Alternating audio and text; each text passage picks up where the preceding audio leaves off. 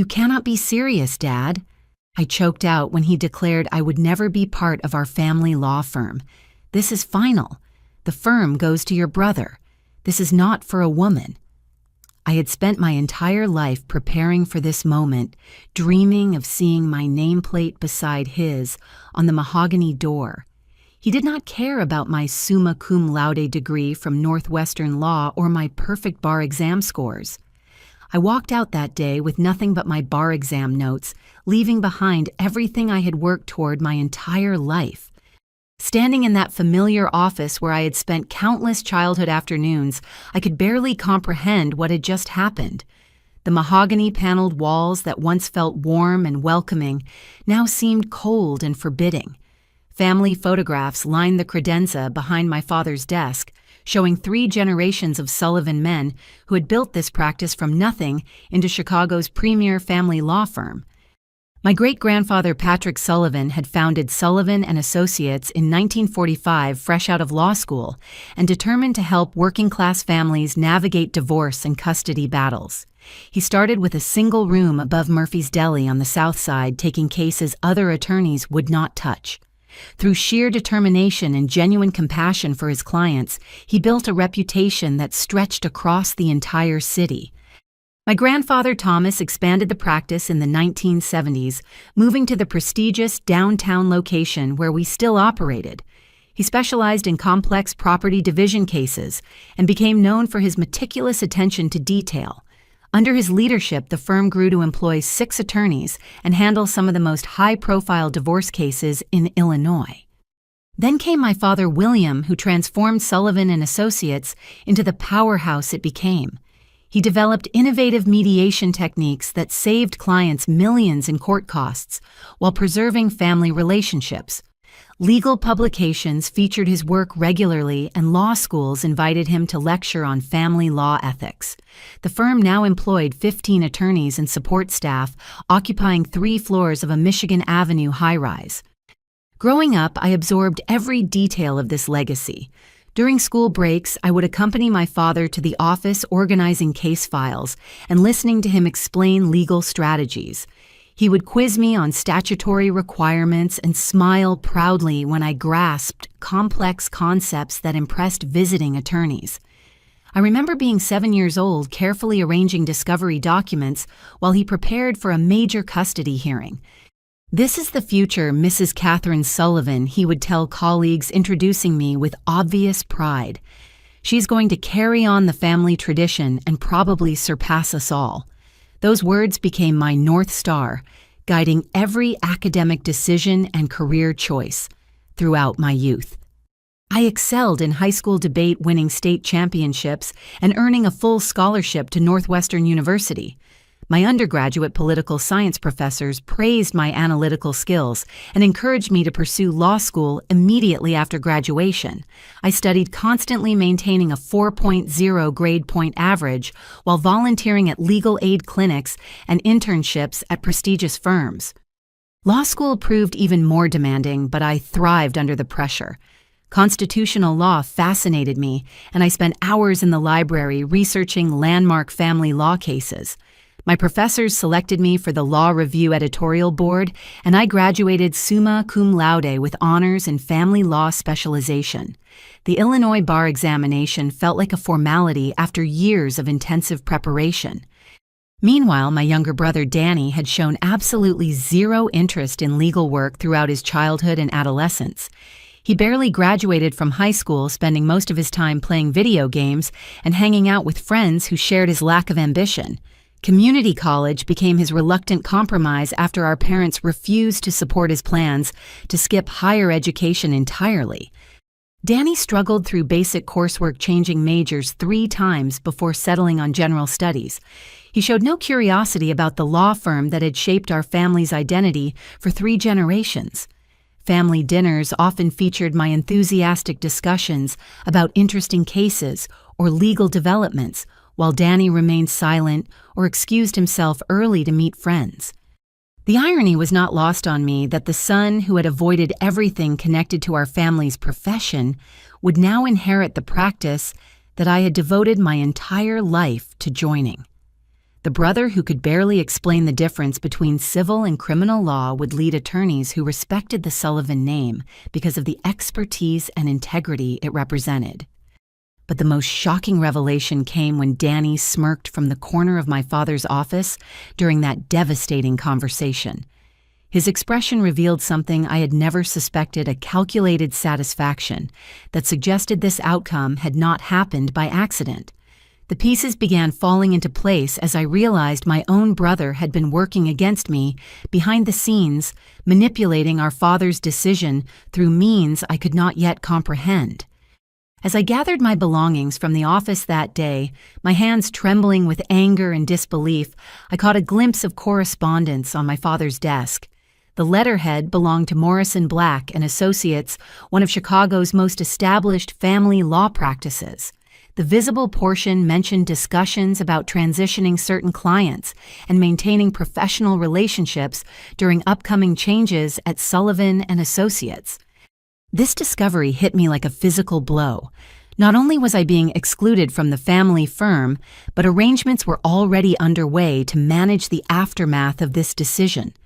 My father had been planning this betrayal for weeks, or possibly months, discussing the firm's future with outside parties, while allowing me to believe I still had a place in the family legacy. The elevator ride down from the 30th floor felt endless. Each floor that passed represented another layer of my shattered dreams. By the time I reached the parking garage, the full weight of my situation had settled over me like a suffocating blanket. Everything I had worked for, every sacrifice I had made, every assumption I had built my future around, had crumbled in the space of a 10-minute conversation. I drove straight to Danny's apartment complex, my mind racing with questions that demanded immediate answers. The building was a modest 3-story structure in Lincoln Park, nothing fancy, but respectable enough for someone supposedly preparing to inherit a multi-million-dollar law practice. The contrast between his humble living situation and his sudden elevation to firm leadership struck me as suspicious. Danny answered his door with the same smug expression he had worn in our father's office. He wore wrinkled jeans and a faded concert t-shirt, hardly the appearance of someone ready to assume professional responsibilities. His apartment was cluttered with empty pizza boxes and gaming equipment, the living space of someone who had never taken adult responsibilities seriously. "Come to gloat about your victory," I asked, pushing past him into the cramped living room. "Victory." Danny laughed, settling onto his worn couch with unsettling confidence. "Catherine, this was never a competition. Dad finally realized what everyone else could see clearly. You would ruin the firm's reputation within 5 years." His casual dismissal of my qualifications stung, but I pressed forward with my real questions. "How did you convince him you have never shown the slightest interest in practicing law?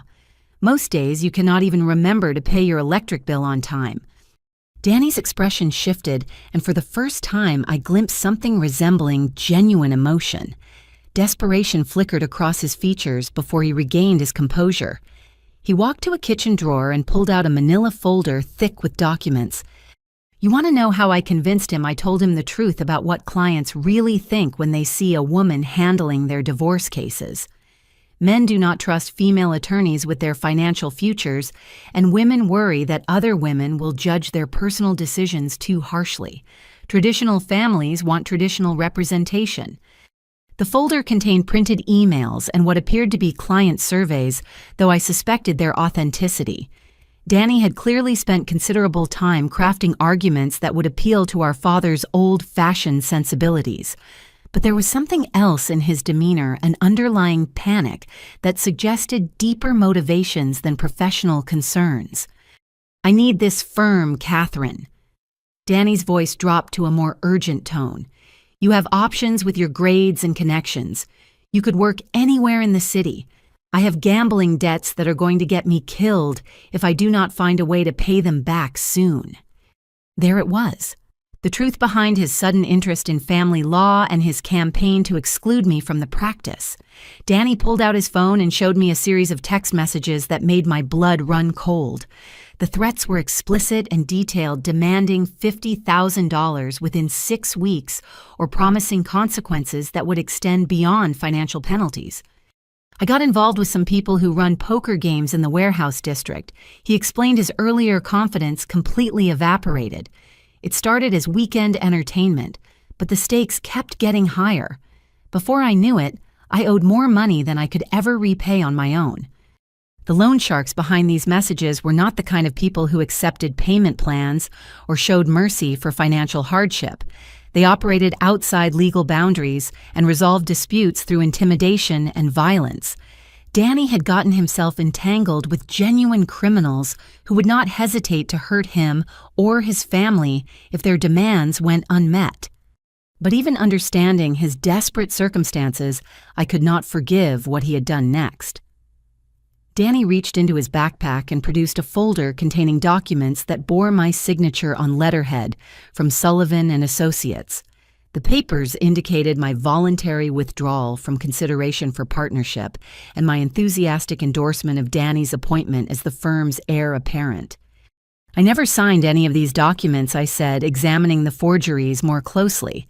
The signatures looked convincing, but I remembered every piece of correspondence I had ever submitted to my father regarding my career plans. "No, you did not," Danny admitted with a shrug. "But Dad believes you did. He thinks you realized on your own that you were not suited for the demands of running a family practice. These letters convinced him that you had come to your senses and wanted what was best for the Sullivan legacy." The betrayal was deeper than I had imagined. Not only had Danny poisoned our father's mind against me, but he had manufactured evidence to support his lies. He had forged my signature on documents that painted me as someone who lacked confidence in my own abilities and willingly deferred to male authority in professional matters. Looking around his cluttered apartment, I noticed other troubling signs of his financial desperation. Credit card statements lay scattered across his coffee table, showing balances that exceeded his income by enormous margins. Collection agency notices were taped to his refrigerator, and I spotted pawn shop receipts for items that probably belonged to our parents. Danny had been spiraling into financial ruin for months while keeping his troubles hidden from our family. The gambling debts were just the most recent and most dangerous chapter in a longer story of fiscal irresponsibility. Taking over the law firm represented his only hope of accessing enough money to satisfy his creditors and escape the violent consequences of his poor choices. But as I prepared to leave his apartment, Danny delivered one final revelation that left me completely speechless. He showed me records indicating that he had already begun accessing Sullivan and Associates' financial accounts, using his position as the designated heir to authorize small withdrawals and transfers that he hoped would go unnoticed until he could establish more permanent control over the firm's resources. This is not just about inheritance anymore, I realized. You are already stealing from the practice, while Dad remains completely unaware of what you are doing. Danny's silence confirmed my suspicions.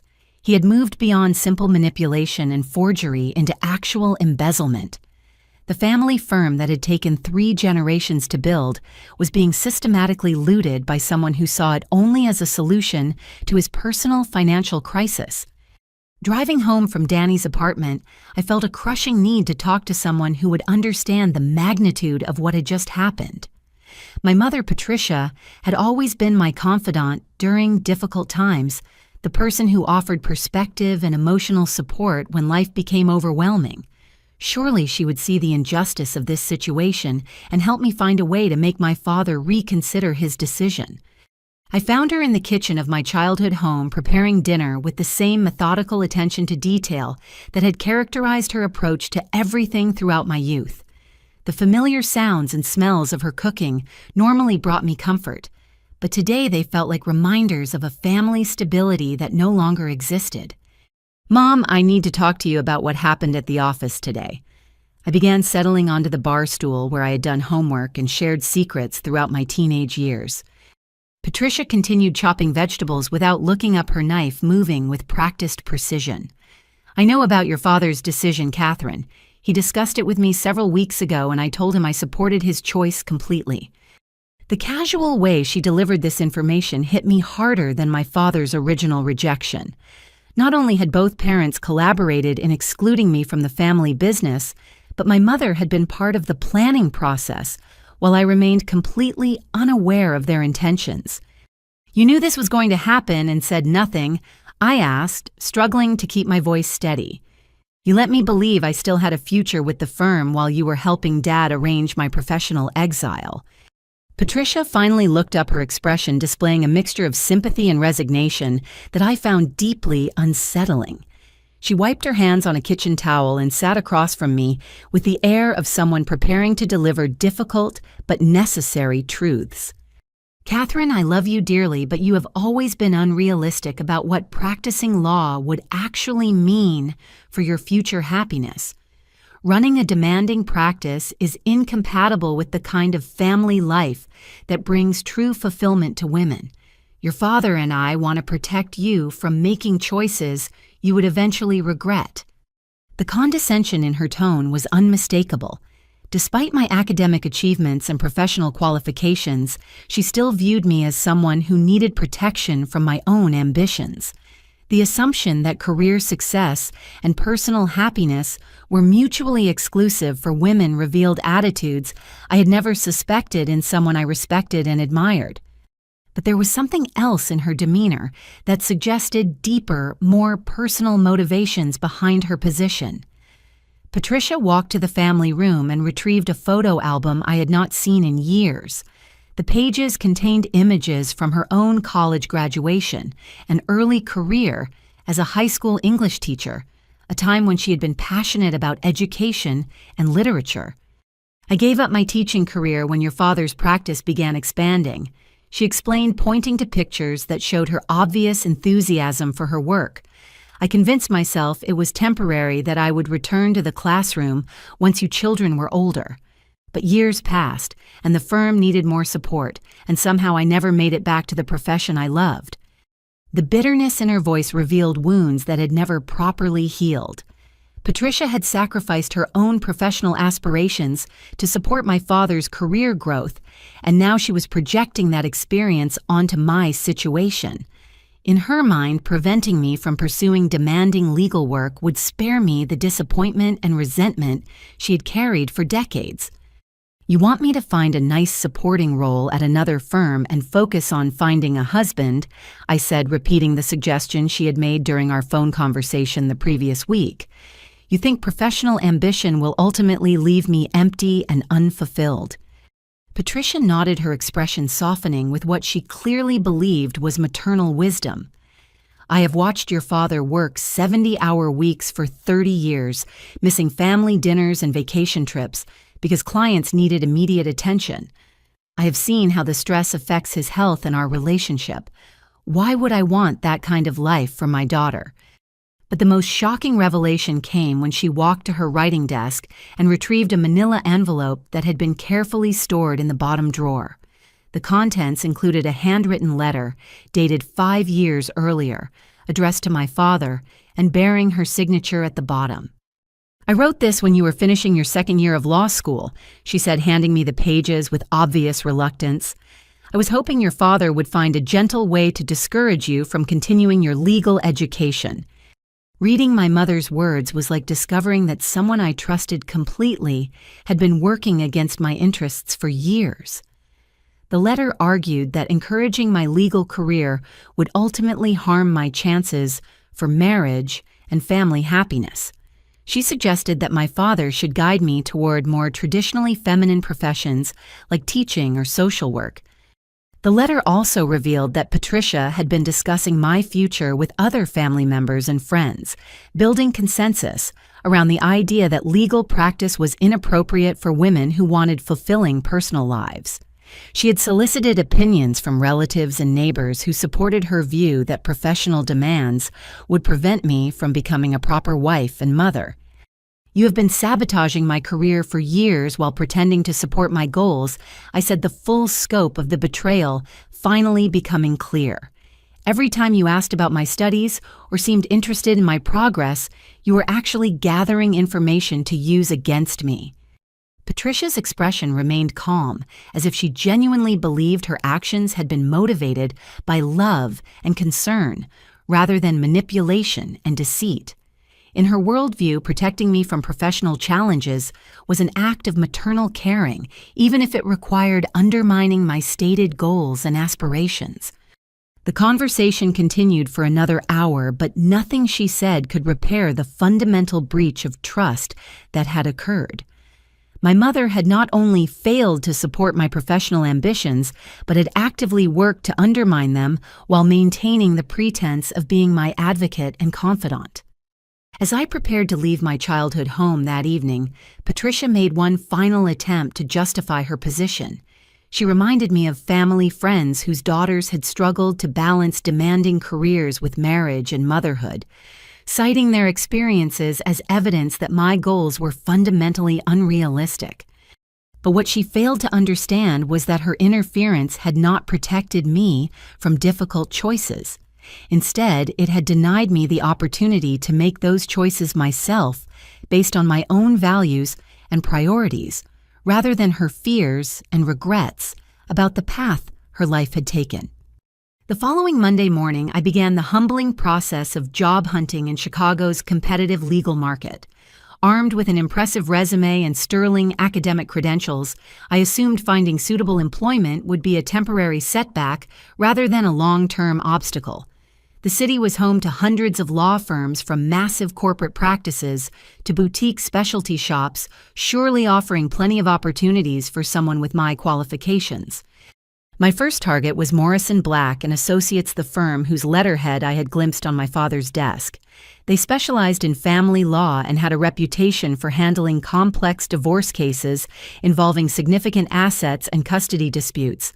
Their website featured testimonials from satisfied clients and profiles of attorneys who seemed to share my commitment to protecting families during difficult transitions.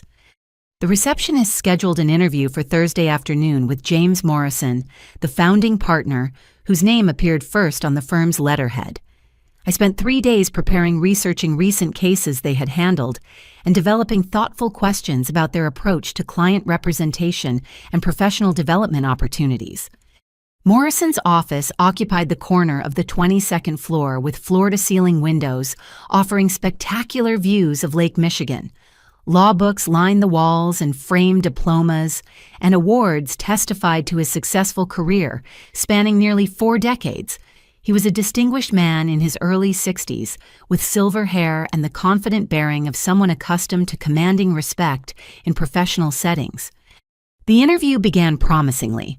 Morrison praised my academic achievements and asked thoughtful questions about my law school experiences and career goals. He seemed particularly interested in my research on innovative mediation techniques and nodded approvingly when I discussed my commitment to helping families navigate divorce proceedings with dignity and minimal trauma.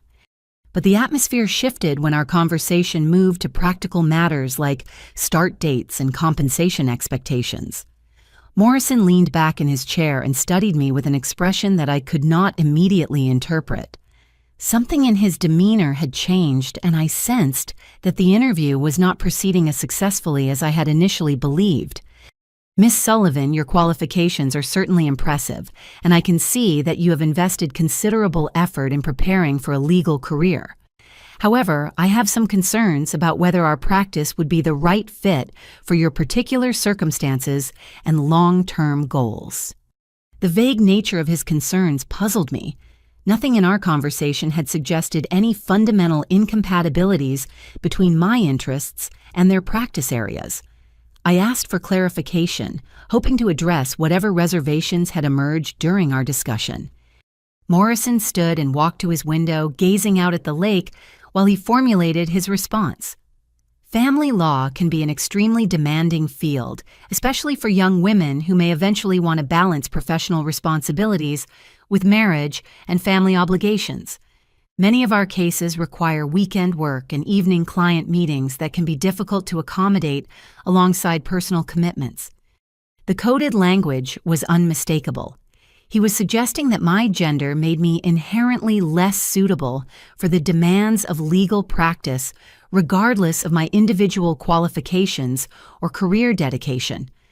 The assumption that I would inevitably prioritize family responsibilities over professional excellence revealed biases that I had hoped were fading from the legal profession.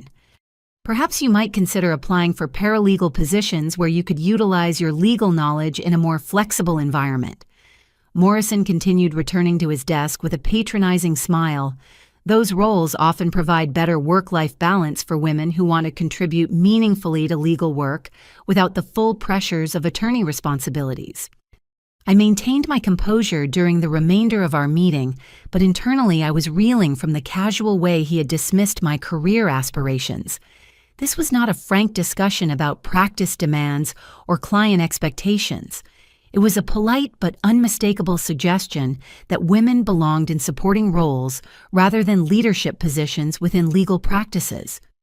The next two interviews followed disturbingly similar patterns. Hartford and Associates expressed enthusiasm about my academic record, but ultimately suggested that I might be happier at smaller firms with less demanding schedules.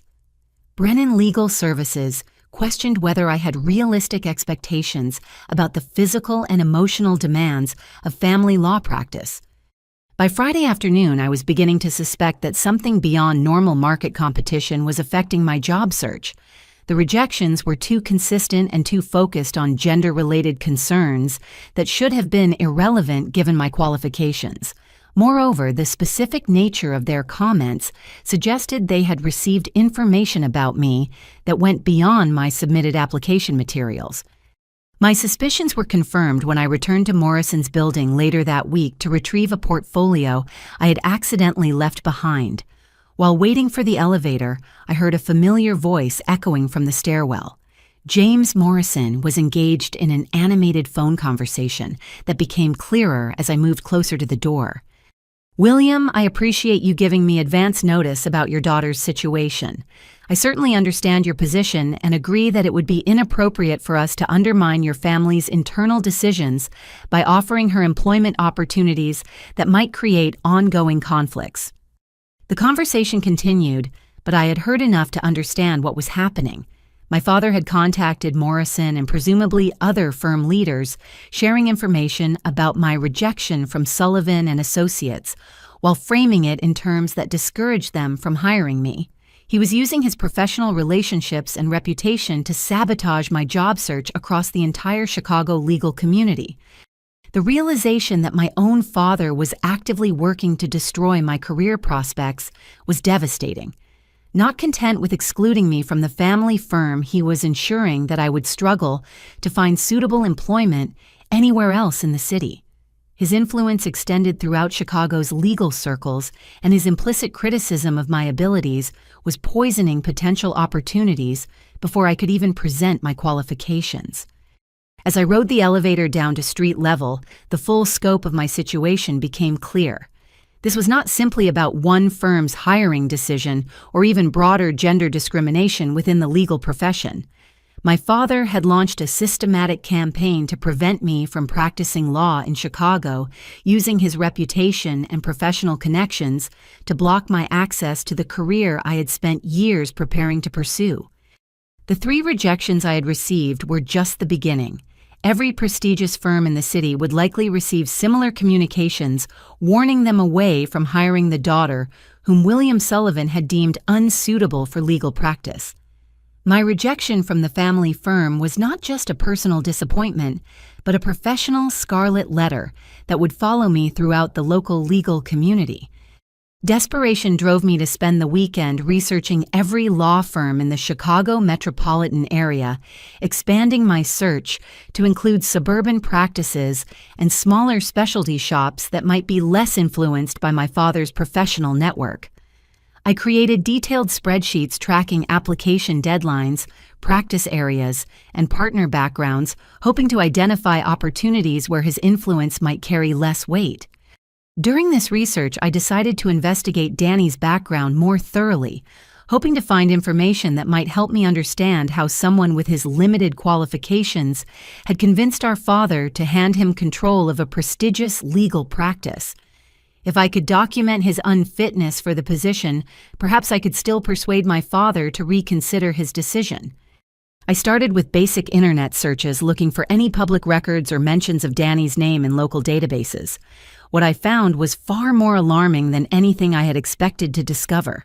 The Chicago Tribune's online police blotter from 6 months earlier contained a brief mention of Daniel Sullivan being questioned in connection with an illegal gambling operation that had been raided by Chicago Police Department detectives. The article provided minimal details, but it confirmed that Danny had been present when authorities shut down an underground poker game in a warehouse near the Southside Industrial District. While no charges were filed against him, the fact that he was questioned suggested his involvement went beyond casual participation in what police described as a sophisticated illegal gambling enterprise. Further research revealed additional troubling information. Court records showed that Danny had been named as a defendant in 3 small claims cases over the past 18 months, all involving unpaid debts to individuals whose names I did not recognize. The amounts were relatively modest, ranging from $800 to $1,500, but the pattern suggested ongoing financial irresponsibility. I decided to conduct physical surveillance following Danny during his evening activities to see if I could gather more concrete evidence about his gambling habits and financial situation. This felt uncomfortably like stalking my own brother, but the stakes were too high for me to rely on assumptions or incomplete information. Thursday evening, I parked across from his apartment building and waited for him to emerge. Danny appeared around 8 o'clock, dressed more formally than usual in dark jeans and a button-down shirt. He drove to a strip mall in Cicero, parking behind a restaurant that appeared to be closed for business. Several other cars were already in the lot, and I watched as men entered the building through a rear entrance. Over the next 3 hours, I observed a steady stream of visitors arriving and departing from what was clearly an illegal gambling operation. The participants ranged from young men in their 20s to older individuals who looked like successful business people. Cash changed hands in the parking lot, and the tension was evident even from my distant observation point. When Danny finally emerged, his body language told a story of significant losses. He walked slowly to his car, shoulders slumped, and sat behind the wheel for several minutes before starting the engine. I followed him to a 24-hour diner where he sat alone in a booth, staring at his phone with an expression of genuine fear. The next day, I decided to search his car while he was at work. Danny had always been careless about locking his vehicle, and I found it parked outside the community college where he worked part-time as a maintenance assistant. The glove compartment and center console contained a treasure trove of incriminating evidence. Pawnshop receipts showed that Danny had been systematically selling personal possessions over the past year. Wedding gifts from our parents' electronics and even family heirlooms had been converted to cash to fund his gambling habit. The receipts totaled nearly $12,000, representing a substantial portion of everything valuable he owned. But the most shocking discovery was a collection of bank statements and financial documents that revealed the true extent of his desperation. Danny had been writing checks from accounts that lacked sufficient funds, resulting in overdraft fees that compounded his financial problems. More alarmingly, several of the checks were written on accounts belonging to Sullivan and Associates, using signature cards he had somehow obtained access to. The forgeries were sophisticated enough to pass casual inspection, but they represented clear evidence of embezzlement from the family firm. Danny had been stealing money from client trust accounts, using his knowledge of office procedures and his access as the designated heir to authorize withdrawals that he hoped would go unnoticed until he could establish permanent control over the firm's finances. One particularly damaging document was a letter from the Illinois Attorney Registration and Disciplinary Commission, informing Danny that complaints had been filed against Sullivan and Associates regarding mishandling of client funds. The letter requested detailed accounting records and explanations for several suspicious transactions that had triggered automatic reporting requirements. Danny was not just stealing money to pay gambling debts. His activities were exposing the entire firm to regulatory scrutiny that could result in disciplinary action against my father and the other attorneys who worked there. The family business that had taken 3 generations to build was being systematically destroyed by someone who viewed it only as a source of ready cash for his personal financial crisis. I photographed all the evidence with my phone, creating a comprehensive record of Danny's criminal activities. The documentation showed a clear pattern of escalating financial desperation that had led him from casual gambling to serious felony crimes.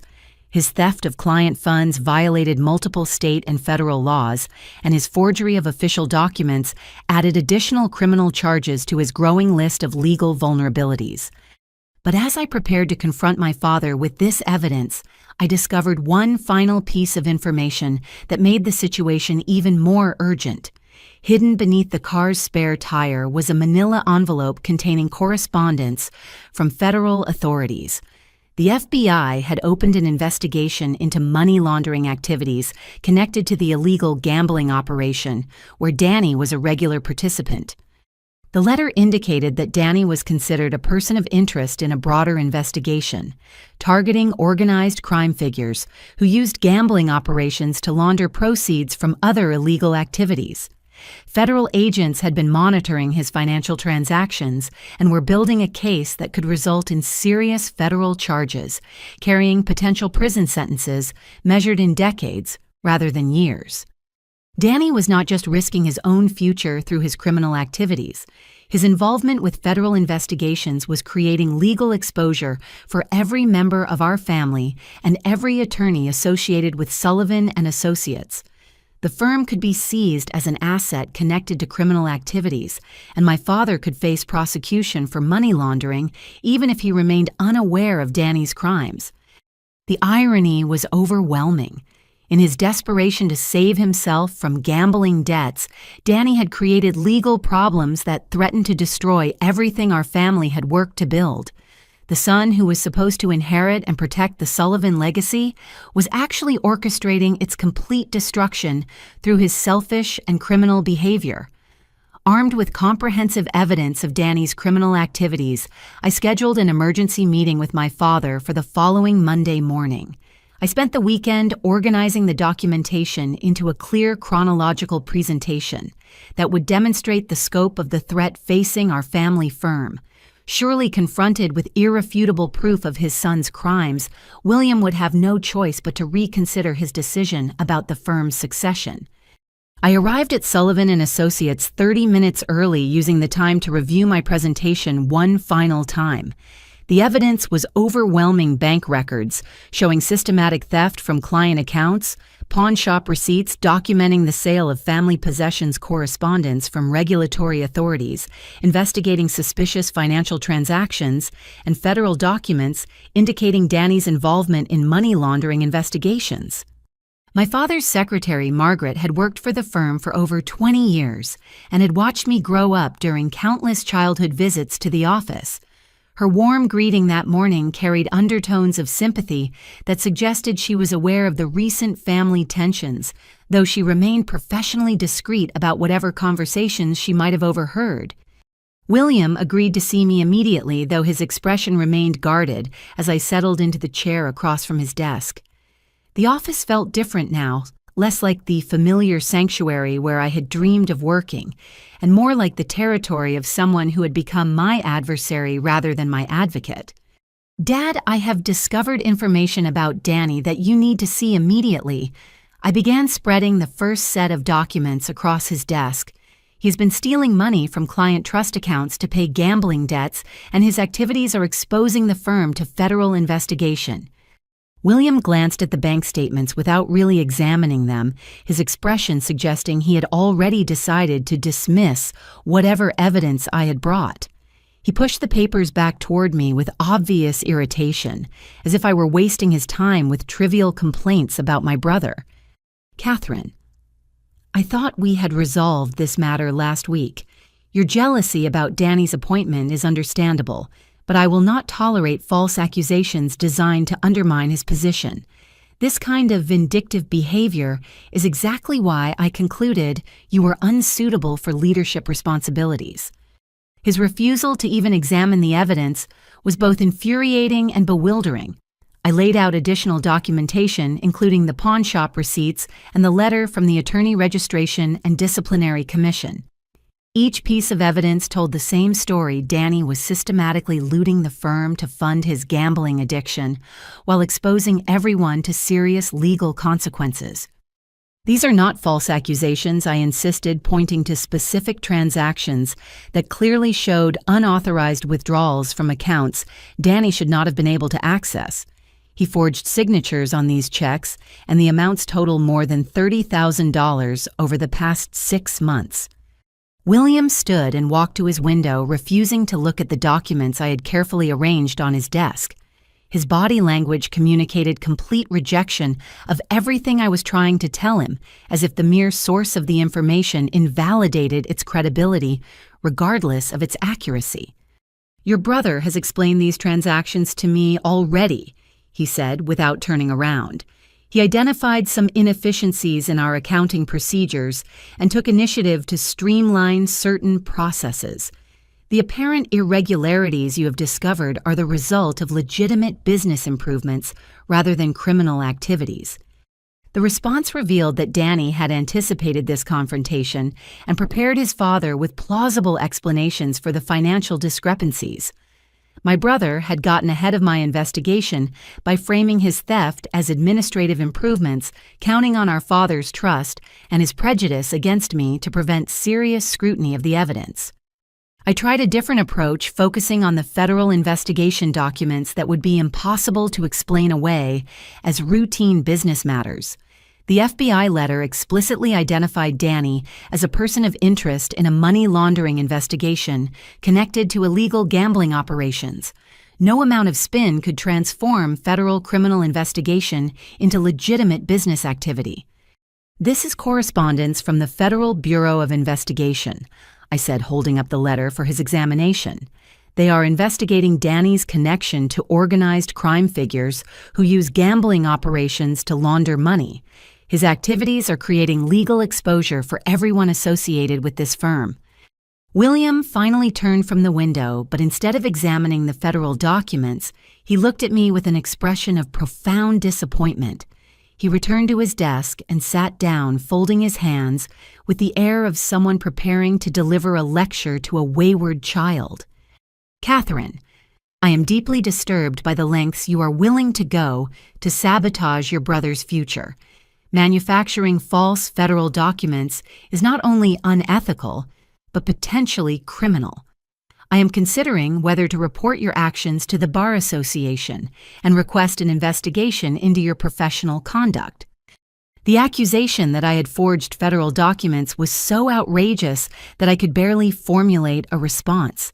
Everything I had presented was authentic evidence gathered through legitimate investigation, yet my father was choosing to believe that I had fabricated an entire criminal conspiracy, rather than acknowledge that his favored son was a thief and a criminal. At that moment, Danny arrived for what was clearly a prearranged meeting. He entered the office with confidence, greeted our father warmly, and settled into the chair next to mine as if he belonged there more than I did. His timing was too perfect to be coincidental. He'd been waiting for me to present my evidence so he could counter it immediately. "Catherine, I understand you are upset about not getting the position you wanted," Danny said with false sympathy, "but these wild accusations are really concerning. I think you might be having some kind of emotional breakdown from the stress of rejection." His performance was masterful. Danny positioned himself as the reasonable, concerned brother worried about his sister's mental health, while portraying my documented evidence as the delusional fantasies of someone unable to cope with professional disappointment. He had clearly rehearsed this response, anticipating exactly how I would approach our father with the truth about his crimes. The meeting deteriorated from there. William accepted every explanation Danny offered while dismissing every piece of evidence I presented. When I pointed to specific bank records showing forged signatures, Danny claimed he had been authorized to sign those documents during routine administrative tasks. When I mentioned the federal investigation, he suggested I had obtained fraudulent documents from internet sources to support my false accusations. By the end of the hour, my father had not only refused to examine the evidence, but had turned the entire confrontation into an indictment of my character and professional judgment. He ordered me to leave the office immediately and warned me never to contact him again unless I was prepared to apologize for my malicious attacks against my brother. As I gathered the ignored evidence from his desk, William delivered a final devastating blow. He walked to the fireplace in the corner of his office and fed several of my documents into the flames, watching them burn, while maintaining eye contact that communicated his complete rejection of everything I had tried to tell him. The symbolism was unmistakable. Not only was he refusing to believe the truth about Danny's crimes, but he was literally destroying evidence that could have protected the firm and our family from the legal consequences that were rapidly approaching. His loyalty to Danny was so complete that he preferred willful blindness to uncomfortable truths. The devastating failure of my confrontation with my father marked the beginning of the darkest period of my life. With my family turned against me and my professional prospects systematically destroyed, I found myself facing financial and emotional challenges that I had never imagined possible. The comfortable assumptions that had guided my life for 28 years had been shattered, leaving me to navigate an uncertain future without the support systems I had always taken for granted. I moved out of my childhood bedroom and into a studio apartment in Rogers Park, a neighborhood that offered affordable housing for someone with rapidly dwindling financial resources. The space was barely 400 square feet, with a Murphy bed that folded down from the wall and a kitchenette that consisted of a small refrigerator, 2-burner stove, and minimal counter space. The contrast with my previous living situation could not have been more stark. My parents' house in Lincoln Park featured 5 bedrooms, 3 full bathrooms, and elegant common areas that reflected decades of professional success. The transition from spacious comfort to cramped efficiency felt like a physical manifestation of how far my circumstances had fallen in just a few weeks. My savings account, which had contained $8,000 after law school graduation, dwindled rapidly as I paid security deposits, utility connections, and basic furnishings for my new life. The job search that I had expected to last a few weeks stretched into months, with each rejection adding to my growing financial stress and emotional despair. I took a part-time position at Grindhouse Coffee, a small shop near Northwestern University that catered to students and faculty. The work was honest but hardly utilized my legal education or professional training. I spent my days making lattes and serving pastries to customers who had no idea that their barista had graduated summa cum laude from law school and passed the Illinois bar examination with distinction. The irony was not lost on me that I was working in the service industry while my unqualified brother prepared to inherit a multi-million-dollar legal practice. Danny had never demonstrated the work ethic necessary to handle even entry-level employment, yet he would soon control attorneys, staff members, and client relationships that represented 3 generations of family achievement. My law school friends gradually stopped returning my phone calls, apparently warned away by rumors that portrayed me as unstable or professionally problematic. The legal community in Chicago was smaller and more interconnected than I had realized, and word of my rejection from the family firm had spread quickly through networks of attorneys, judges, and court personnel. The isolation was particularly painful because I had genuinely enjoyed the friendships I had developed during law school. Study groups, moot court competitions, and journal editorial meetings had created bonds that I expected would last throughout our careers. Instead, those relationships evaporated as my former classmates chose to distance themselves from someone whose professional reputation had been damaged by circumstances they did not fully understand. Even more devastating was the gradual realization that I was running out of money faster than I could find sustainable employment. The part-time coffee shop wages barely covered my rent and basic living expenses, leaving nothing for professional clothing, transportation costs, or the other expenses associated with job hunting in a competitive market. I applied for dozens of positions outside the legal profession, hoping to find work that would utilize my analytical skills and educational background. Corporate training programs, government agencies, and nonprofit organizations all seemed like reasonable alternatives to traditional law practice. But my applications disappeared into bureaucratic systems that never provided meaningful responses. The final blow came on a gray Tuesday morning in November when I found an eviction notice taped to my apartment door.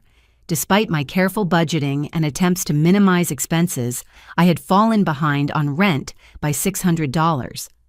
The property management company was exercising their legal right to begin proceedings that would leave me homeless within 30 days. That evening, I sat on the floor of my tiny apartment surrounded by unpaid bills and rejection letters, contemplating the complete collapse of everything I had worked to achieve. My legal career had ended before it began, my family had abandoned me, my friends had disappeared, and my financial situation was approaching homelessness.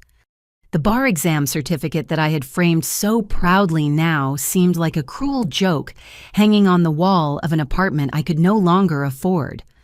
All those years of academic excellence, all the sacrifices and dedication I had invested in preparing for a legal career had led to this moment of sitting on a bare floor, wondering where I would live next month. I considered abandoning law entirely and applying for teaching positions in suburban school districts. My undergraduate degree in political science would qualify me for social studies classrooms, and the work would provide steady income and benefits that could stabilize my immediate financial situation. The thought of giving up my legal aspirations felt like admitting defeat, but survival seemed more important than professional pride. But even as I contemplated this dramatic career change, a part of me remained convinced that the truth about Danny's criminal activities would eventually come to light. Federal investigations moved slowly but thoroughly, and his involvement with money laundering operations would inevitably be exposed regardless of my father's willingness to examine evidence. The question was whether I could survive financially and emotionally long enough to see justice served. Sitting in that empty apartment facing eviction and professional exile, I had no idea that forces were already in motion that would completely transform my situation within a matter of weeks.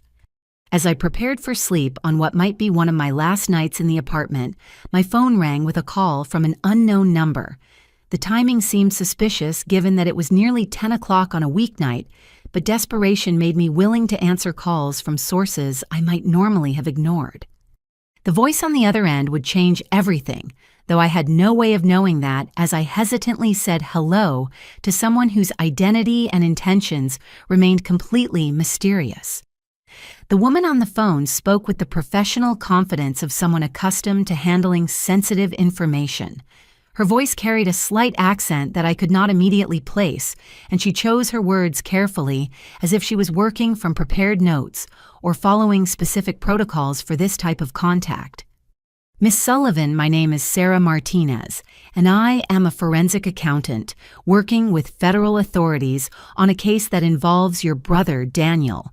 I understand that you have been attempting to bring certain irregularities to the attention of your family, but those efforts have not been successful. I believe I can provide you with information that might help you understand the full scope of the situation. The call felt surreal after weeks of isolation and rejection. Here was someone who not only believed that Danny was involved in criminal activities, but possessed official authority to investigate those crimes. After months of having my concerns dismissed as jealous fantasies, I was finally speaking with someone who took the evidence seriously. Sarah suggested we meet in person to discuss details that were too sensitive for telephone conversations. She proposed a coffee shop in the Loop far enough from my neighborhood and my family's usual locations to ensure privacy. The meeting was scheduled for Thursday afternoon, giving me time to gather the evidence I had tried unsuccessfully to present to my father. I arrived at the designated location 30 minutes early, choosing a corner table where I could observe the entrance, while maintaining some privacy for our conversation. The coffee shop was busy enough to provide cover for sensitive discussions, but not so crowded that we would struggle to hear each other clearly. Sarah Martinez appeared precisely on time, and I recognized her immediately from her professional demeanor and the briefcase she carried. She was a woman in her early 40s, with short dark hair and wire-rimmed glasses that gave her an academic appearance. Her clothing was conservative but expensive, suggesting someone who worked in high-level government or corporate environments. After brief introductions, Sarah spread several folders across our table, revealing documents that contained far more information about Danny's activities than I had been able to gather through my own investigation. Federal authorities had been monitoring his financial transactions for nearly 8 months, building a comprehensive case that connected his gambling debts to broader criminal enterprises. The illegal gambling operation where your brother is a regular participant serves multiple purposes, Sarah explained, pointing to surveillance photographs that showed Danny entering and leaving various locations. In addition to providing entertainment for gambling addicts, these operations launder money from drug trafficking, weapons sales, and other serious criminal activities. The federal investigation had identified Danny as what they termed a financial conduit, someone who used his access to legitimate business accounts to move illegal money through seemingly respectable channels. His position as heir to Sullivan and Associates made him particularly valuable to criminal organizations that needed ways to legitimize their profits. But the most shocking revelation concerned my father's unwitting involvement in the money laundering scheme. Sarah showed me bank records indicating that Sullivan and Associates had been receiving payments from shell companies controlled by organized crime figures. The money appeared to be legitimate legal fees, but it was actually laundered proceeds from illegal activities. Your father has been unknowingly signing documents that authorize these transactions. Sarah continued showing me copies of paperwork that bore William's signature. Your brother has been presenting these as routine administrative matters while actually using the firm's accounts to process criminal money. The evidence was overwhelming and deeply disturbing. Not only had Danny been stealing from client accounts, but he had been using the family firm as an unwitting participant in federal crimes. His access to my father's signature and his knowledge of office procedures had allowed him to transform Sullivan and Associates into a tool for money laundering operations.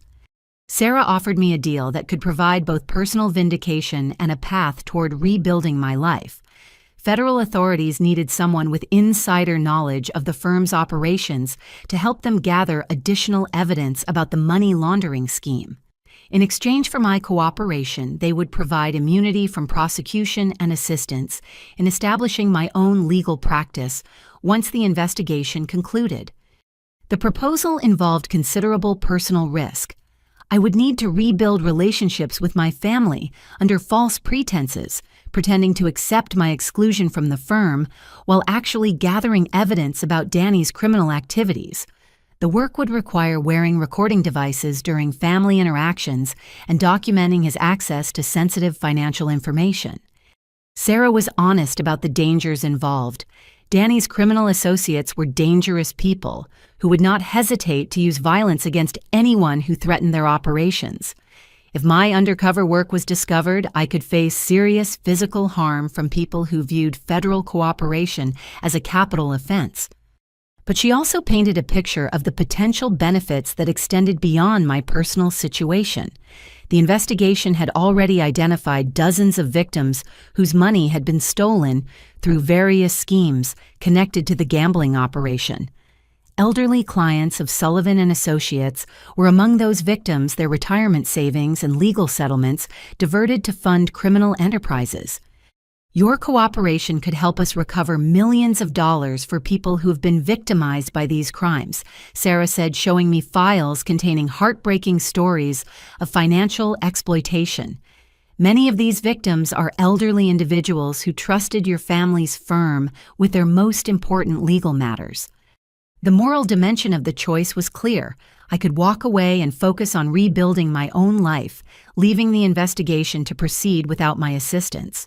Or I could accept the risks and help federal authorities expose criminal activities that were victimizing innocent people while destroying my family's legitimate business. As we prepared to conclude our meeting, Sarah revealed one final piece of information that made my decision inevitable. Danny had accelerated his criminal activities in recent weeks, apparently aware that federal scrutiny was increasing. He was systematically looting remaining client accounts and preparing to flee the country within a matter of weeks.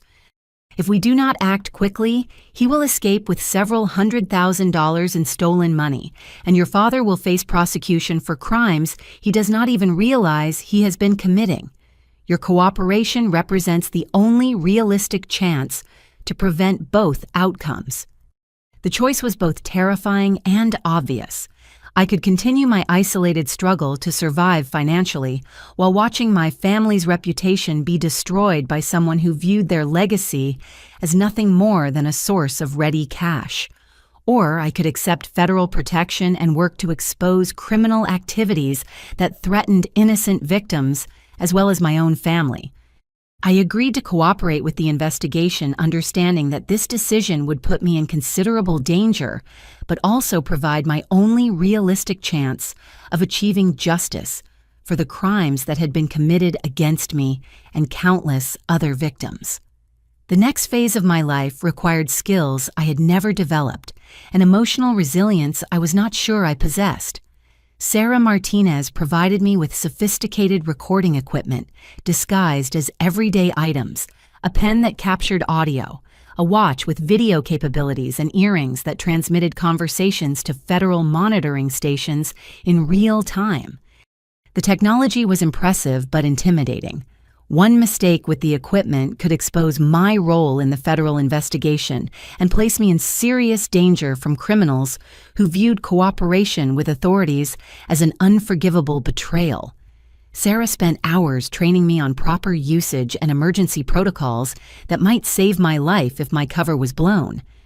The hardest part was preparing emotionally for the deception I would need to maintain with my family. Rebuilding relationships with people who had betrayed and abandoned me required swallowing my pride and pretending to accept their version of events. I had to convince them that I had come to terms with being excluded from the firm while actually working to expose the criminal activities that made their decisions so tragically misguided. My first target was my mother, Patricia, whose emotional manipulation had been less obvious but equally destructive than my father's open rejection. I called her on a Wednesday evening, adopting a tone of resignation and defeat that would appeal to her belief that my legal career had been an unrealistic fantasy. "Mom, I have been doing a lot of thinking about our conversation last month, and I realize you were right about the challenges facing women in demanding legal careers. I want to apologize for the way I reacted to your concerns and Dad's decision about the firm." Patricia's response was immediately sympathetic, as I had expected. She invited me to dinner the following evening, eager to rebuild our relationship now that I appeared to have accepted her worldview about appropriate roles for women. The conversation would give me an opportunity to gather information about the family's current situation, while testing my ability to maintain deceptive relationships under federal surveillance. The dinner was emotionally grueling but informationally productive. Patricia revealed that Danny had been discussing plans to modernize the firm's operations, including transitioning to electronic financial management systems that would streamline client account administration. What she described as efficiency improvements were actually preparations for systematic looting of remaining assets. More disturbing was her revelation that Danny had been asking detailed questions about my whereabouts and activities. He seemed particularly interested in whether I had been in contact with former law school classmates or potential employers outside the Chicago area. His inquiries suggested paranoia about my activities that could indicate awareness of federal surveillance. I also learned that William had been experiencing health problems related to stress about the firm's financial situation.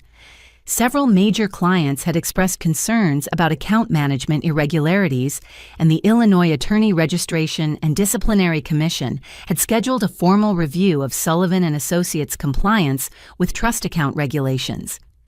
Patricia attributed these problems to temporary administrative challenges that Danny would resolve once he assumed full control of operations. She had no idea that the irregularities were actually evidence of systematic theft that had been ongoing for months. Her willingness to accept Danny's explanations without scrutiny revealed how completely he had manipulated the entire family's understanding of the situation. Over the following weeks, I gradually re-established contact with both my parents and Danny himself. Each interaction required careful preparation with Sarah Martinez, who coached me on conversation strategies that would elicit useful information without arousing suspicion about my motives. The most challenging meetings were direct conversations with Danny, who remained suspicious about my sudden change of attitude.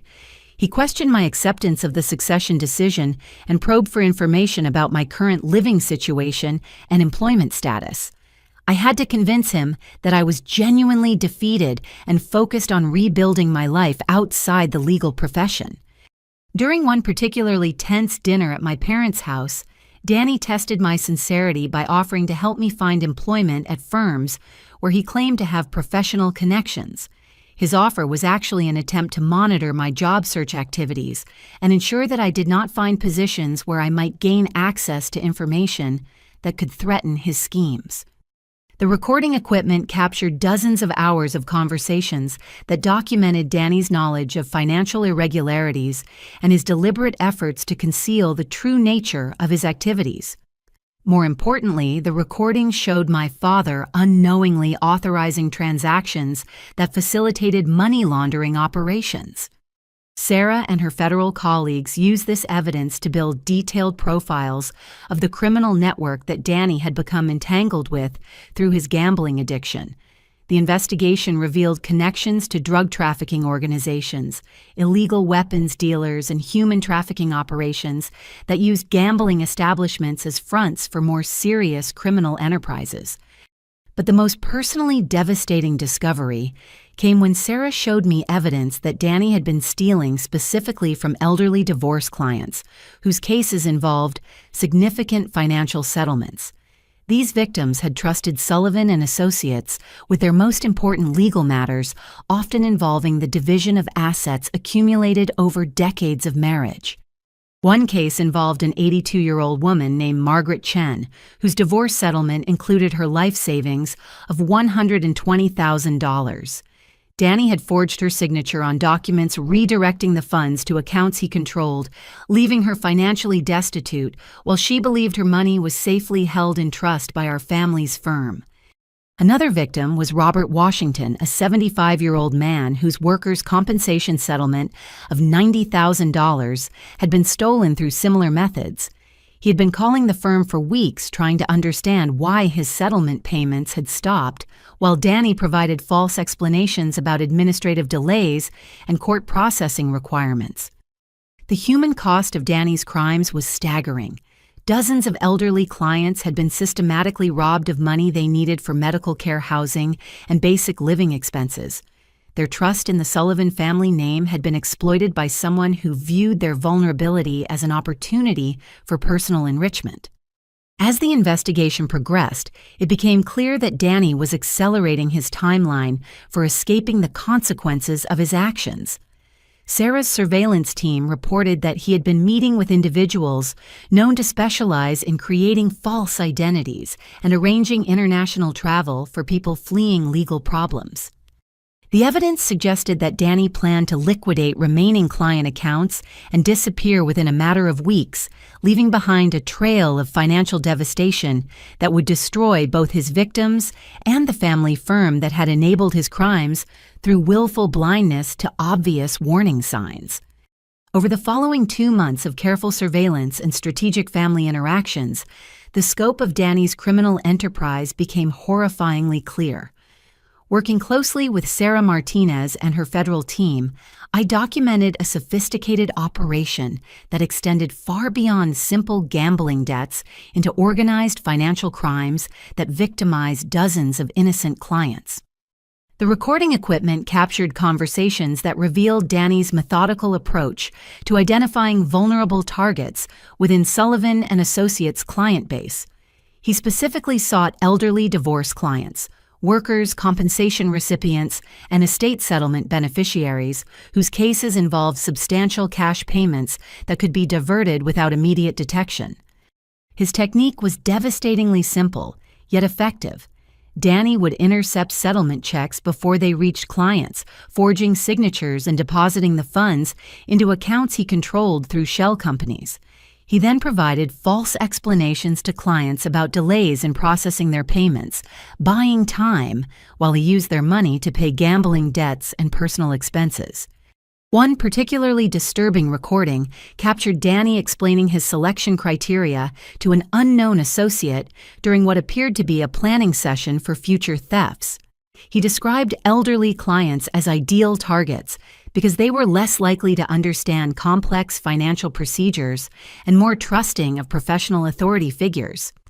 The old ones never question anything as long as you sound official and give them paperwork to sign, Danny said during a conversation recorded at a restaurant near the firm's offices. They grew up respecting lawyers and assuming we have their best interests at heart. It makes them perfect marks for this kind of operation. Sarah's forensic accounting revealed that Danny had successfully stolen money from 17 different clients over the past 8 months, with total losses exceeding $230,000. Each theft followed the same pattern: intercepted settlement funds, forged signatures, false explanations, and systematic cover-ups that exploited clients' trust in the Sullivan family reputation. But the investigation also uncovered evidence that Danny's crimes extended beyond simple theft into more serious federal offenses. Bank records showed that he had been laundering stolen money through the same gambling operations that had initially gotten him into financial trouble, creating a cycle where criminal profits were used to pay debts to other criminal enterprises. The money laundering scheme involved complex transactions that moved stolen funds through multiple accounts before they reached their final destinations.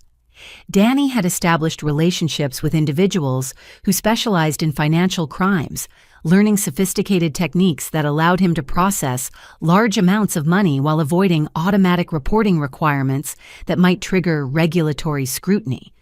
Federal surveillance documented meetings between Danny and known associates of organized crime families that controlled much of Chicago's illegal gambling industry.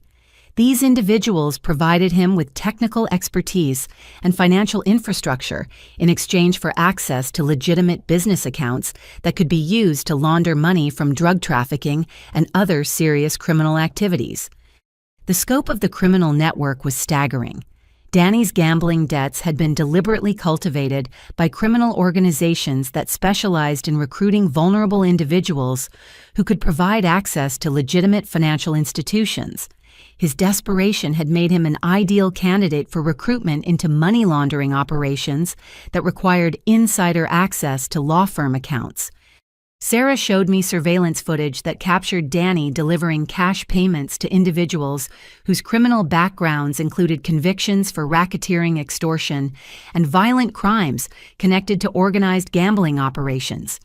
These meetings typically occurred in parking garages or other locations chosen specifically to avoid law enforcement surveillance. The federal investigation had identified at least 4 other law firms in the Chicago area where similar recruitment and exploitation had occurred. Criminal organizations had developed systematic approaches to identifying attorneys and legal staff whose financial desperation or substance abuse problems made them vulnerable to coercion and manipulation. But perhaps the most devastating evidence concerned my father's unwitting participation in facilitating these crimes. Recording equipment captured conversations where Danny convinced William to sign documents that authorized transactions he did not fully understand, exploiting his father's trust and his declining attention to administrative details. One particularly damaging recording showed Danny presenting William with a stack of authorization forms during a busy afternoon when multiple client emergencies demanded immediate attention.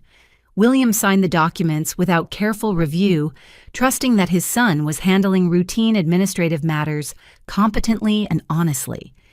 Those signatures authorized the transfer of over $50,000 from client trust accounts to shell companies controlled by criminal associates. William had unknowingly become an accessory to money laundering operations that funded drug trafficking and other serious criminal enterprises throughout the Midwest region. The evidence also revealed that several clients had attempted to file complaints about missing funds with the Illinois Attorney Registration and Disciplinary Commission, but those complaints had been systematically buried through bribery and intimidation. Danny had paid court clerks and administrative staff to lose paperwork and delay investigations that might expose his criminal activities. 3 elderly clients had been threatened with legal action if they continued pursuing complaints about missing settlement funds. Danny used his knowledge of legal procedures to intimidate victims, convincing them that questioning the firm's handling of their cases could result in expensive litigation that would consume whatever money they hoped to recover. The psychological manipulation was as sophisticated as the financial crimes. Danny exploited his victims' trust in professional authority while using their fear of legal complexity to discourage them from seeking help from other attorneys or law enforcement agencies.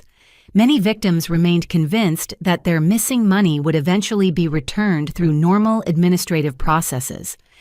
But Sarah's investigation had also identified a crucial vulnerability in Danny's operation.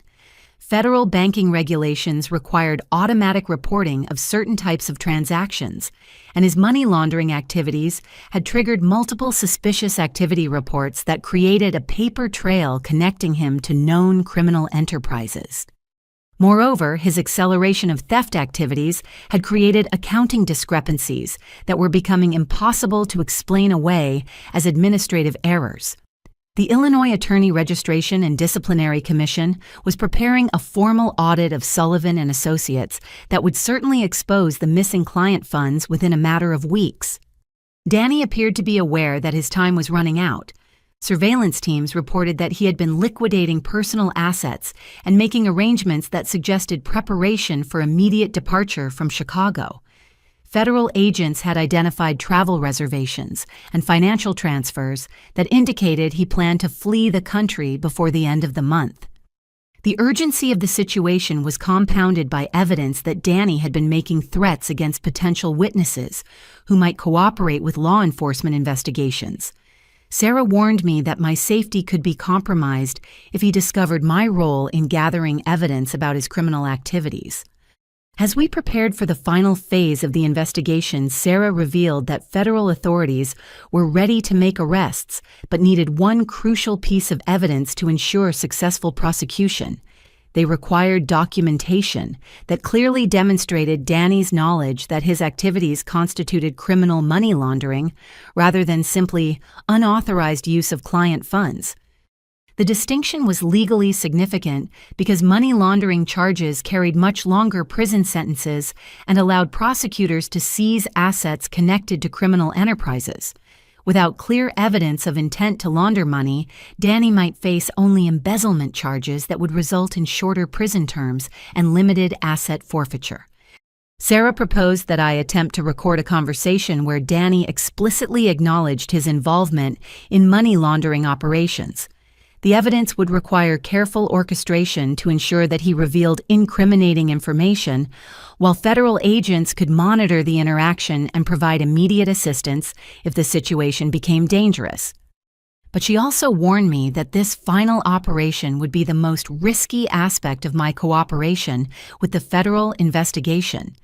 Danny had become increasingly paranoid about potential surveillance, and any mistake could expose my role in building the case against him. As I prepared for what might be my final undercover interaction with my brother, I reflected on how completely his criminal activities had corrupted everything our family had worked to build over 3 generations. The Sullivan name had once represented integrity and competent legal representation, but Danny had transformed it into a tool for victimizing the very people who trusted our family with their most important legal matters. The call from Sarah Martinez came at 6:15 on a Thursday morning, jolting me awake with news that changed everything about our carefully planned investigation timeline. Federal surveillance teams had observed Danny loading suitcases into his car and making cash withdrawals from multiple ATM locations throughout the previous evening. All indicators suggested he planned to flee Chicago within hours rather than weeks. "We need to move immediately," Sarah said, her voice carrying the urgent tension of someone coordinating a law enforcement operation under extreme time pressure. "Our surveillance team lost him around midnight, and we believe he may be attempting to leave the country before we can execute arrest warrants." The accelerated timeline meant that our plan to gather additional evidence through recorded conversations was no longer feasible. Federal agents needed to arrest Danny immediately, based on the evidence we had already collected, or risk losing him entirely to international flight that would complicate prosecution efforts for years.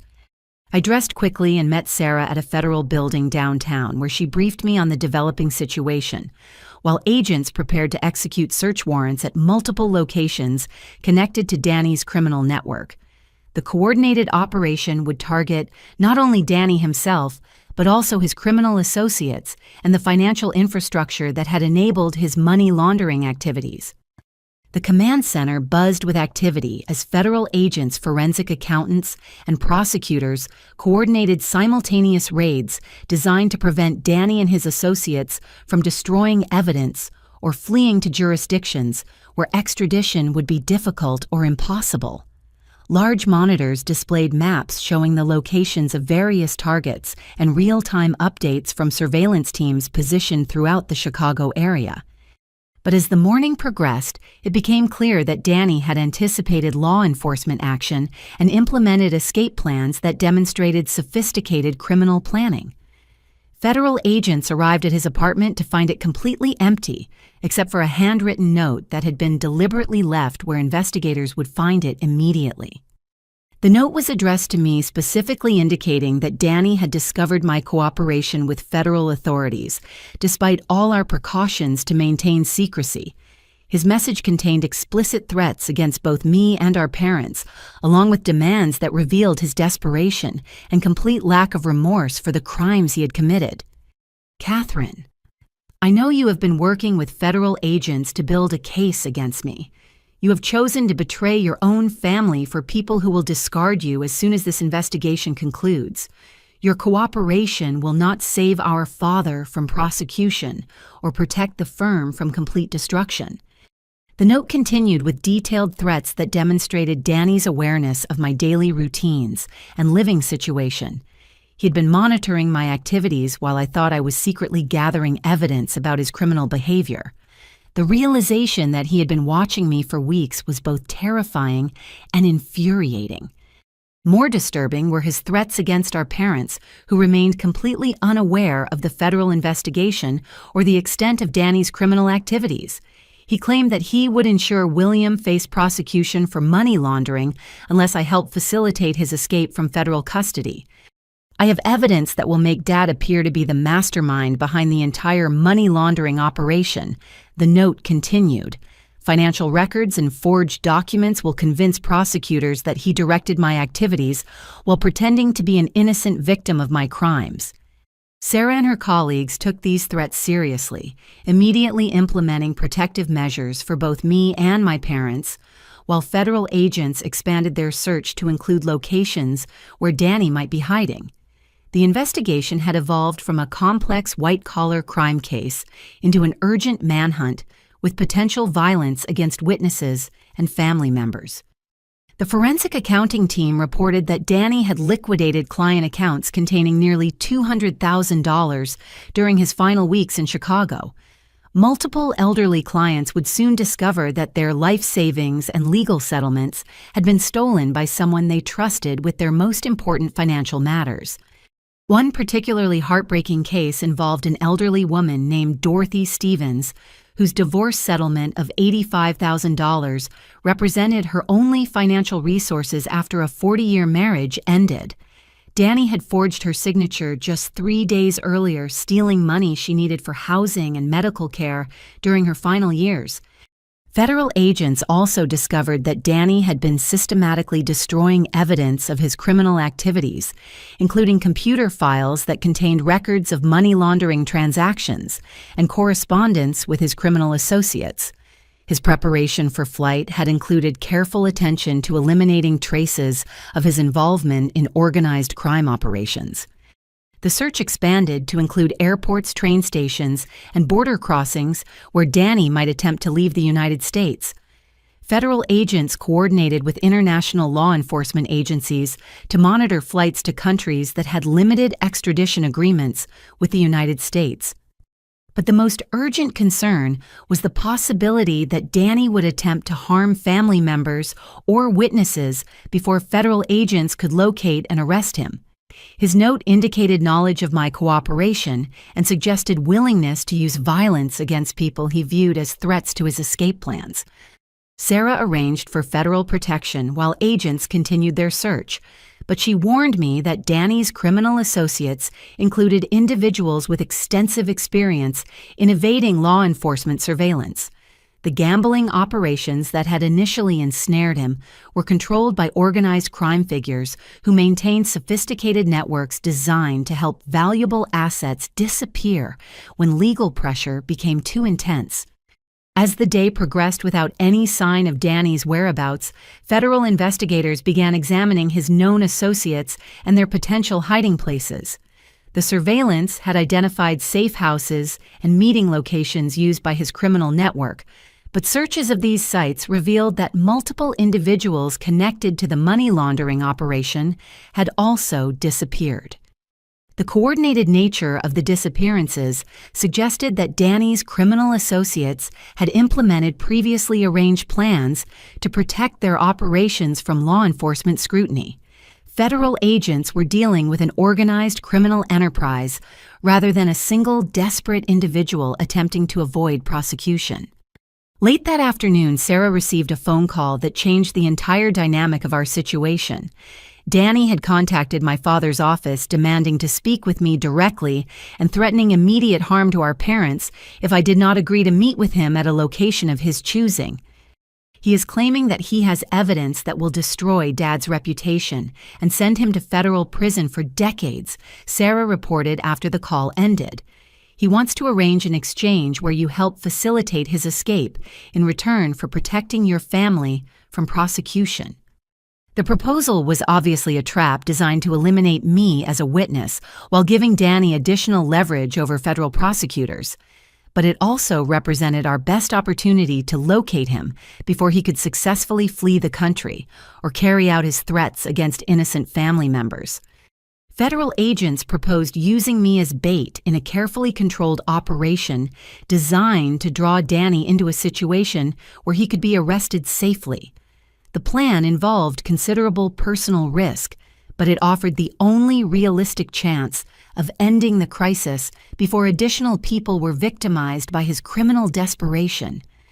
As we prepared for what would likely be the final confrontation with my brother, I reflected on how completely his choices had corrupted everything our family represented.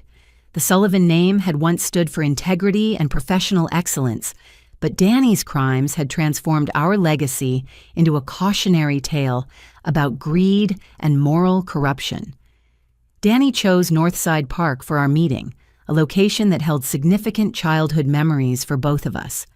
The irony was not lost on me that he had selected the place where we had played together as innocent children for what would likely be our final confrontation as adults whose choices had led them down completely different moral paths. The park was largely deserted on a cold Wednesday afternoon in late November. Bare trees and brown grass created a desolate landscape that matched the emotional weight of the situation I was walking into. Federal agents had positioned themselves throughout the area, but their presence would need to remain completely hidden to avoid triggering whatever escape plan Danny had prepared. I wore the most sophisticated recording equipment Sarah's team possessed, designed to capture high-quality audio even in outdoor environments with significant background noise. The devices were integrated into my clothing and jewelry in ways that would be invisible during casual inspection, but Danny's paranoia about surveillance made discovery a constant risk. Sarah and her team maintained radio contact through an earpiece disguised as a hearing aid, allowing them to monitor the conversation in real time and coordinate immediate response if the situation became dangerous. Federal agents were prepared to intervene within seconds if Danny attempted violence or if his behavior suggested imminent flight. Danny appeared at exactly 3 o'clock, approaching from the opposite side of the park with obvious caution about potential surveillance. He wore dark clothing and sunglasses despite the overcast weather, and his body language communicated extreme nervousness about being observed or followed. He had lost significant weight since our last meeting, and his appearance suggested someone under enormous stress from both criminal pressure and substance abuse. The confident smugness that had characterized his earlier interactions with our family had been replaced by desperation and paranoia that made him genuinely dangerous. Catherine, I know you are wearing recording devices and that federal agents are watching this meeting.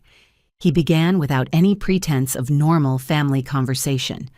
I need you to understand that I have prepared evidence that will destroy Dad's life if you do not help me get out of this situation. His opening statement was both an acknowledgement of my cooperation with federal authorities and an attempt to establish leverage that might convince me to facilitate his escape. But it also provided the explicit confession that Sarah's team needed to document his awareness of criminal wrongdoing rather than simple administrative errors. I maintained the pretense of being a concerned sister while encouraging him to explain his demands and threats in detail. The recording equipment needed to capture clear statements about his criminal activities and his plans for avoiding prosecution through flight or intimidation of witnesses. You have always been the smart one in this family. Danny continued pacing nervously while scanning the park for signs of federal surveillance. But you do not understand how deep this goes or how many people will be destroyed when the federal prosecution begins. I can protect Dad, but only if you help me disappear before they arrest me. His proposed deal involved me providing false testimony that would portray him as a victim of organized crime coercion rather than a willing participant in money laundering operations. In exchange, he claimed he would surrender documents that would exonerate our father from any criminal liability for unwittingly facilitating financial crimes. But as the conversation continued, Danny revealed the true extent of his preparation for this confrontation. He'd spent weeks creating forged documents that portrayed me as the mastermind behind the entire criminal operation, with himself as merely someone following my instructions under threat of family financial ruin. I have bank records showing that you authorized all the major transactions and correspondence that makes it look like you were directing my activities from the beginning. He explained with obvious satisfaction at his own deviousness. Federal prosecutors will believe that you manipulated a desperate younger brother into helping you steal client money to fund your own gambling addiction. The sophisticated nature of his frame-up attempt revealed criminal planning that extended far beyond the gambling debts that had initially motivated his theft from client accounts. Danny had been preparing for this confrontation for months, crafting evidence designed to shift blame onto me while positioning himself as a victim of family manipulation. More disturbing was his revelation that he had been gathering personal information about my cooperation with federal authorities, apparently through criminal associates who had access to law enforcement intelligence. His knowledge of details about the federal investigation suggested corruption within agencies that were supposed to be investigating his crimes. Your federal friends are not as trustworthy as you believe, Danny said with a smile that was genuinely chilling. I know exactly what evidence they have collected and how they plan to use your testimony. But I also know things about their investigation that would surprise you if you understood who was really providing them with information. His comments suggested that criminal organizations had infiltrated federal law enforcement agencies investigating organized gambling and money laundering operations. The possibility that Sarah Martinez or her colleagues were compromised added another layer of danger to an already volatile situation. But Danny's most devastating threat concerned our parents, who remained completely unaware of either his criminal activities or my cooperation with federal authorities. He claimed to have prepared evidence that would ensure William faced serious federal charges regardless of his actual knowledge of money laundering operations. "Dad will spend his final years in federal prison unless you convince prosecutors that I was acting under your direction," Danny stated with cold determination. "I have created a paper trail that makes him look like the leader of the entire operation, with both of us following his orders to steal client money and launder it through organized crime networks." As federal agents monitored our conversation through surveillance equipment, Danny's threats became increasingly specific and violent. He described detailed plans for harming family members if I continued cooperating with law enforcement, and his knowledge of my daily routines suggested he had been stalking me for weeks. But his desperation also led him to reveal crucial information about his criminal associates and their operations throughout the Chicago area. The recording equipment captured names, locations, and financial details that would allow federal prosecutors to expand their investigation into broader organized crime networks. The conversation reached its climax when Danny demanded that I immediately contact Sarah Martinez and arrange for federal agents to allow his safe passage to a private airport where a plane was waiting to transport him to a country without extradition agreements. His ultimatum gave me exactly 1 hour to comply before he would implement threats against our parents and other potential witnesses.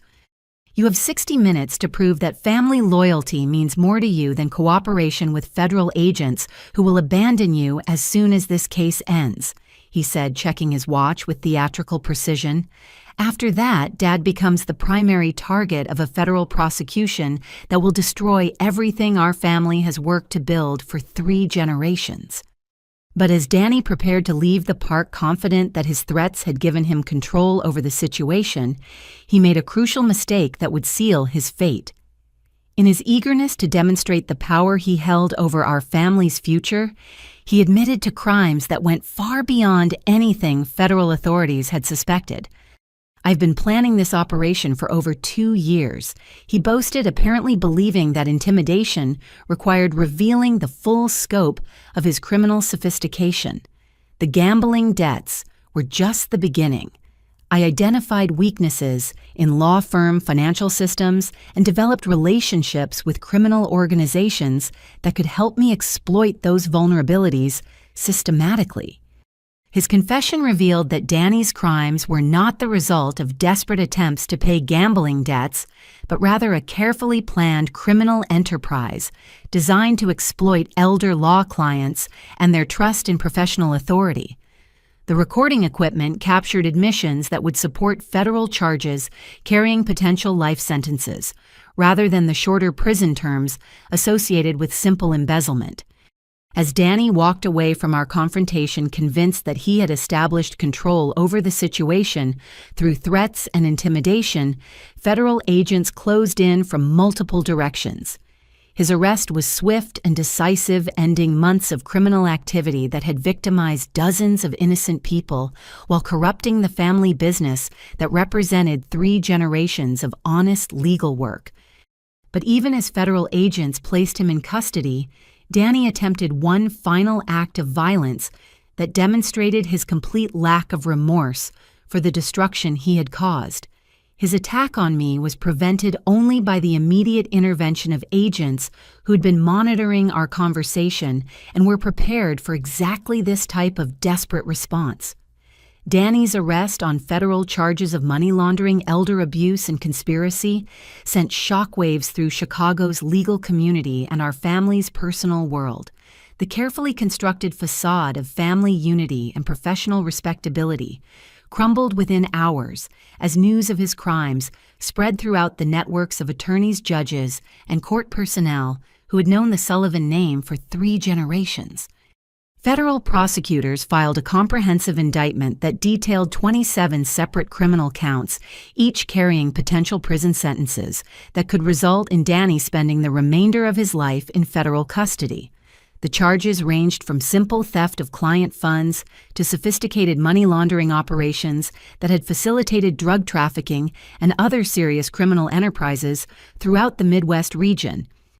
The evidence I had helped federal authorities gather proved decisive in building an airtight case that left no room for plea negotiations or reduced sentences. Danny's recorded confessions combined with forensic accounting that documented every stolen transaction created a prosecution case that legal experts described as virtually impossible to defend successfully. But the immediate impact on our family was devastating in ways that extended far beyond Danny's criminal liability. Within days of his arrest, 36 former clients of Sullivan and Associates filed civil lawsuits seeking recovery of money that had been stolen from trust accounts and settlement funds. The combined claims exceeded $800,000, far more than the firm's insurance policies could cover.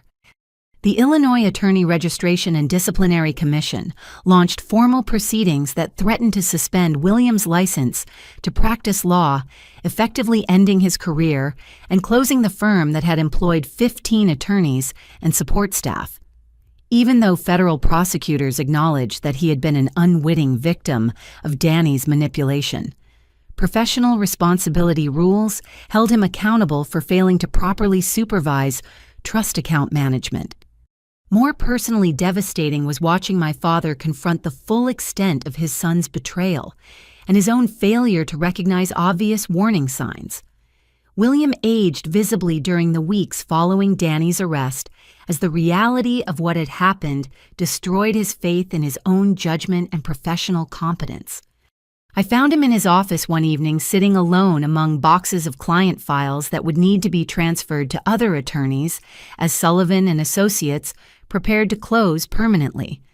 The man who had once commanded respect throughout Chicago's legal community looked broken and defeated, struggling to understand how everything he had worked to build could be destroyed by someone he had trusted completely. "Catherine, I owe you an apology that no words can adequately express," he said when he noticed me in the doorway. "You tried to warn me about Danny's criminal activities, and I not only refused to listen, but actively worked to prevent you from practicing law anywhere in Chicago.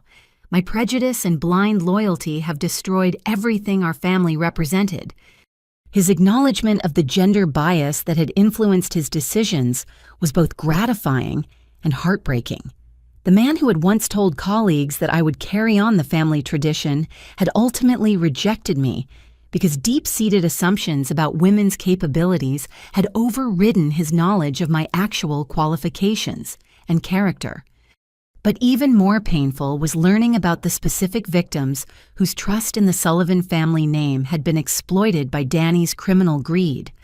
Federal investigators shared details about elderly clients whose life savings had been stolen while they believed their money was safely held in trust by attorneys who cared about their welfare.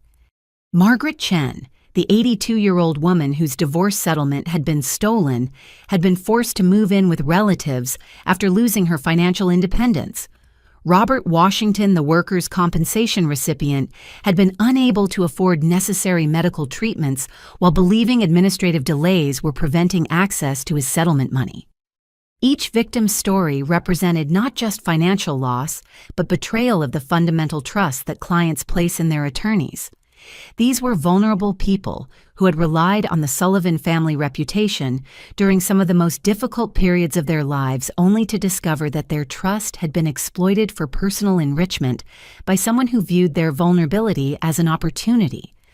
The civil lawsuits filed against Sullivan and Associates would eventually be resolved through a combination of malpractice insurance personal assets and a victim compensation fund established through federal asset forfeiture proceedings. But the financial recovery could never fully restore the security and dignity that Danny's crimes had stolen from people who deserved protection rather than exploitation. The broader impact on Chicago's legal community was equally significant. The scandal prompted regulatory reviews of trust account management procedures at other firms and legislative discussions about enhanced supervision requirements designed to prevent similar crimes.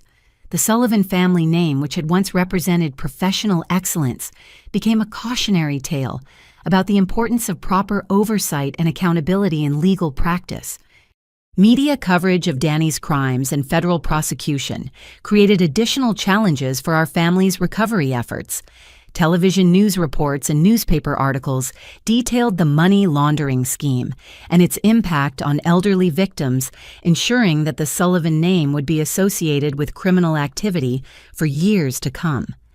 But perhaps the most devastating revelation came when federal prosecutors revealed the full scope of Danny's manipulation of our father's trust and professional judgment. Evidence showed that Danny had been systematically exploiting William's declining attention to administrative details while using his position as heir apparent to gain access to sensitive financial information. The recordings I had gathered demonstrated how skillfully Danny had presented criminal money laundering transactions as routine administrative improvements, exploiting his father's busy schedule and natural inclination to delegate operational details to someone he trusted completely. William had unknowingly become an accessory to serious federal crimes while believing he was supporting his son's legitimate efforts to modernize firm operations. As the legal proceedings against Danny moved forward, federal prosecutors offered William immunity from criminal prosecution in exchange for his cooperation in building cases against the organized crime figures who had controlled the money laundering network. His willingness to testify against dangerous criminals required considerable courage, but it also provided his only realistic path toward avoiding federal charges that could result in decades in prison. The immunity agreement also required William to surrender his law license voluntarily and accept permanent disbarment from legal practice. The career that had defined his identity and provided purpose for his life would end in professional disgrace, even though he had been more victim than perpetrator of the crimes that had destroyed his firm. In a gesture that came too late to repair the damage he had caused, but demonstrated genuine remorse for his treatment of me, William approached me with an offer to transfer ownership of Sullivan and Associates entirely into my name. The firm would face immediate closure due to pending litigation and regulatory sanctions, but its assets and client relationships could potentially be salvaged under new management that was not associated with the criminal scandal. Catherine, I know this offer cannot undo the harm I have caused or restore the opportunities I destroyed through my prejudice and poor judgment, he said during our final conversation in the office, where I had once dreamed of practicing law alongside him. But if there is any way for you to rebuild something positive from the wreckage of our family's legacy, you have my complete support and blessing. His offer was generous but impractical given the legal and financial challenges facing the firm. More importantly, I had already begun building a different kind of legal practice that would allow me to help victims of financial crimes rather than simply representing traditional family law matters. The path forward lay not in inheriting the damaged remnants of our family's practice, but in creating something entirely new that reflected my own values and professional goals. The months following Danny's arrest brought vindication that exceeded anything I could have imagined during those dark weeks when I had faced eviction and professional exile. Federal authorities not only publicly acknowledged my crucial role in exposing the money laundering operation, but recommended me for special recognition from the Illinois State Bar Association for my courage in protecting elderly clients from ongoing financial exploitation. Sarah Martinez helped me establish Catherine Sullivan Legal Services, a practice specializing in elder law and financial fraud prevention that attracted clients who had been victimized by similar schemes throughout the Chicago area. My cooperation with federal authorities had given me unique expertise in identifying and combating financial crimes that targeted vulnerable populations, creating a niche practice that served both important social purposes and my own professional goals.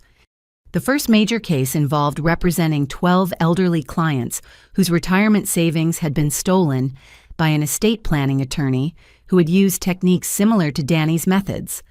My testimony about money laundering indicators and trust account manipulation proved crucial in securing criminal convictions and civil judgments that recovered over $600,000 for victims who had thought their money was permanently lost. More significantly, the Federal Bureau of Investigation awarded me a contract to provide training seminars for law enforcement agencies throughout the Midwest region on financial crimes targeting elderly victims. The work involved traveling to police departments, prosecutors' offices, and regulatory agencies to share knowledge I had gained through my undercover investigation of Danny's criminal network. The training programs were deeply satisfying because they allowed me to transform my family's tragedy into a tool for protecting other potential victims. Each seminar reached dozens of law enforcement professionals who would be better equipped to recognize and investigate similar crimes in their own jurisdictions, potentially preventing thousands of elderly people from losing their life savings to criminals who exploited professional trust. My practice grew rapidly as word spread about my expertise in financial fraud cases and my commitment to representing victims rather than perpetrators. Within 6 months, I had hired 2 associate attorneys and 3 support staff members, creating employment opportunities while building a firm that reflected my own values about professional responsibility and client advocacy. The irony was not lost on me that my new practice was becoming more successful than Sullivan & Associates had been at its peak. Free from the constraints of traditional family law practice and motivated by genuine passion for protecting vulnerable clients, I found that I could build a more meaningful and profitable legal career than would have been possible if I had simply inherited my father's firm.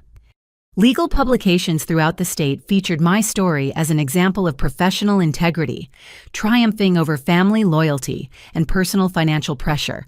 The Illinois State Bar Journal published a detailed article about my role in the federal investigation, praising my decision to cooperate with authorities despite significant personal risks and family conflicts.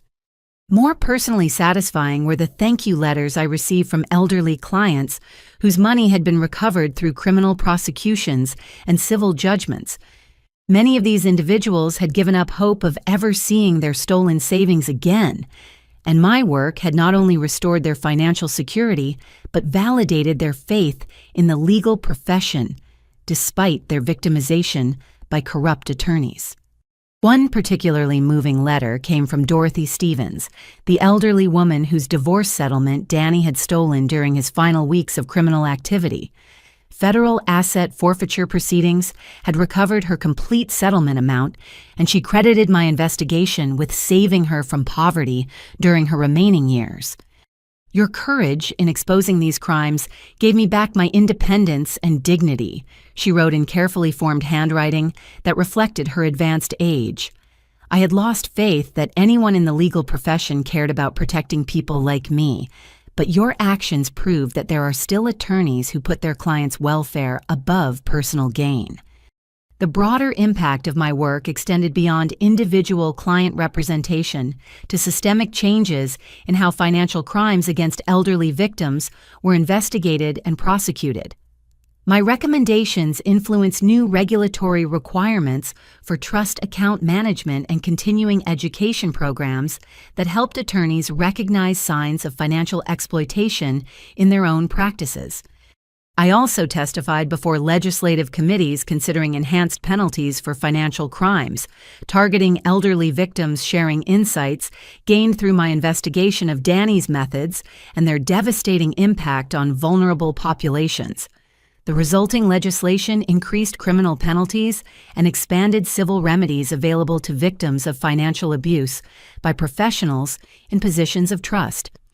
Professional recognition culminated in my selection to receive the Illinois State Bar Association's Award for Excellence in Public Service, honoring attorneys who make exceptional contributions to protecting vulnerable populations and advancing justice.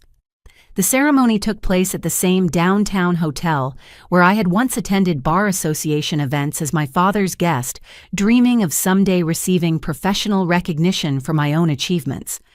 William and Patricia attended the awards ceremony, both to show support for my success and to publicly acknowledge their regret about their earlier treatment of my career aspirations. Seeing them in the audience as I accepted recognition for accomplishments they had once tried to prevent added emotional complexity to what should have been an unambiguously happy occasion. My acceptance speech focused on the importance of legal professionals taking responsibility for protecting clients from exploitation, rather than simply pursuing personal financial success. I spoke about the elderly victims whose trust had been betrayed by criminal attorneys and the obligation all legal professionals shared to identify and report suspicious activities that might indicate financial abuse. But perhaps the most meaningful recognition came from former clients whose cases had been resolved successfully through my work. Several elderly individuals attended the ceremony specifically to show their appreciation for my representation, and their presence reminded me why I had chosen to specialize in protecting vulnerable populations, rather than pursuing more traditionally prestigious practice areas. The contrast between my current success and the professional exile I had faced just 18 months earlier was staggering. I had gone from being rejected by my own family and blacklisted throughout Chicago's legal community to receiving statewide recognition for professional excellence and public service. The vindication was both personally gratifying and professionally meaningful. More importantly, my work was making a genuine difference in protecting elderly people from financial exploitation, while building a sustainable practice that provided good employment for other attorneys and staff members. The firm's success proved that legal practices could be both profitable and socially responsible, serving important public purposes while maintaining high professional standards. As I reflected on the journey that had brought me from that devastating conversation in my father's office to this moment of professional triumph, I realized that being rejected from the family firm had ultimately led me to a more fulfilling career than I could have achieved through traditional inheritance of established practice. The forced independence had allowed me to discover my own values and build something meaningful rather than simply maintaining someone else's legacy. The success of my practice also attracted attention from larger law firms seeking to establish their own elder law and financial fraud departments. Several prestigious firms offered partnership positions that would have provided higher income and greater professional prestige than my independent practice could offer. But I declined these opportunities because I had learned that professional satisfaction came from meaningful work rather than traditional markers of success. Building my own firm allowed me to maintain control over client selection, case strategy, and office culture in ways that would not be possible as an employee of larger organizations focused primarily on profitability.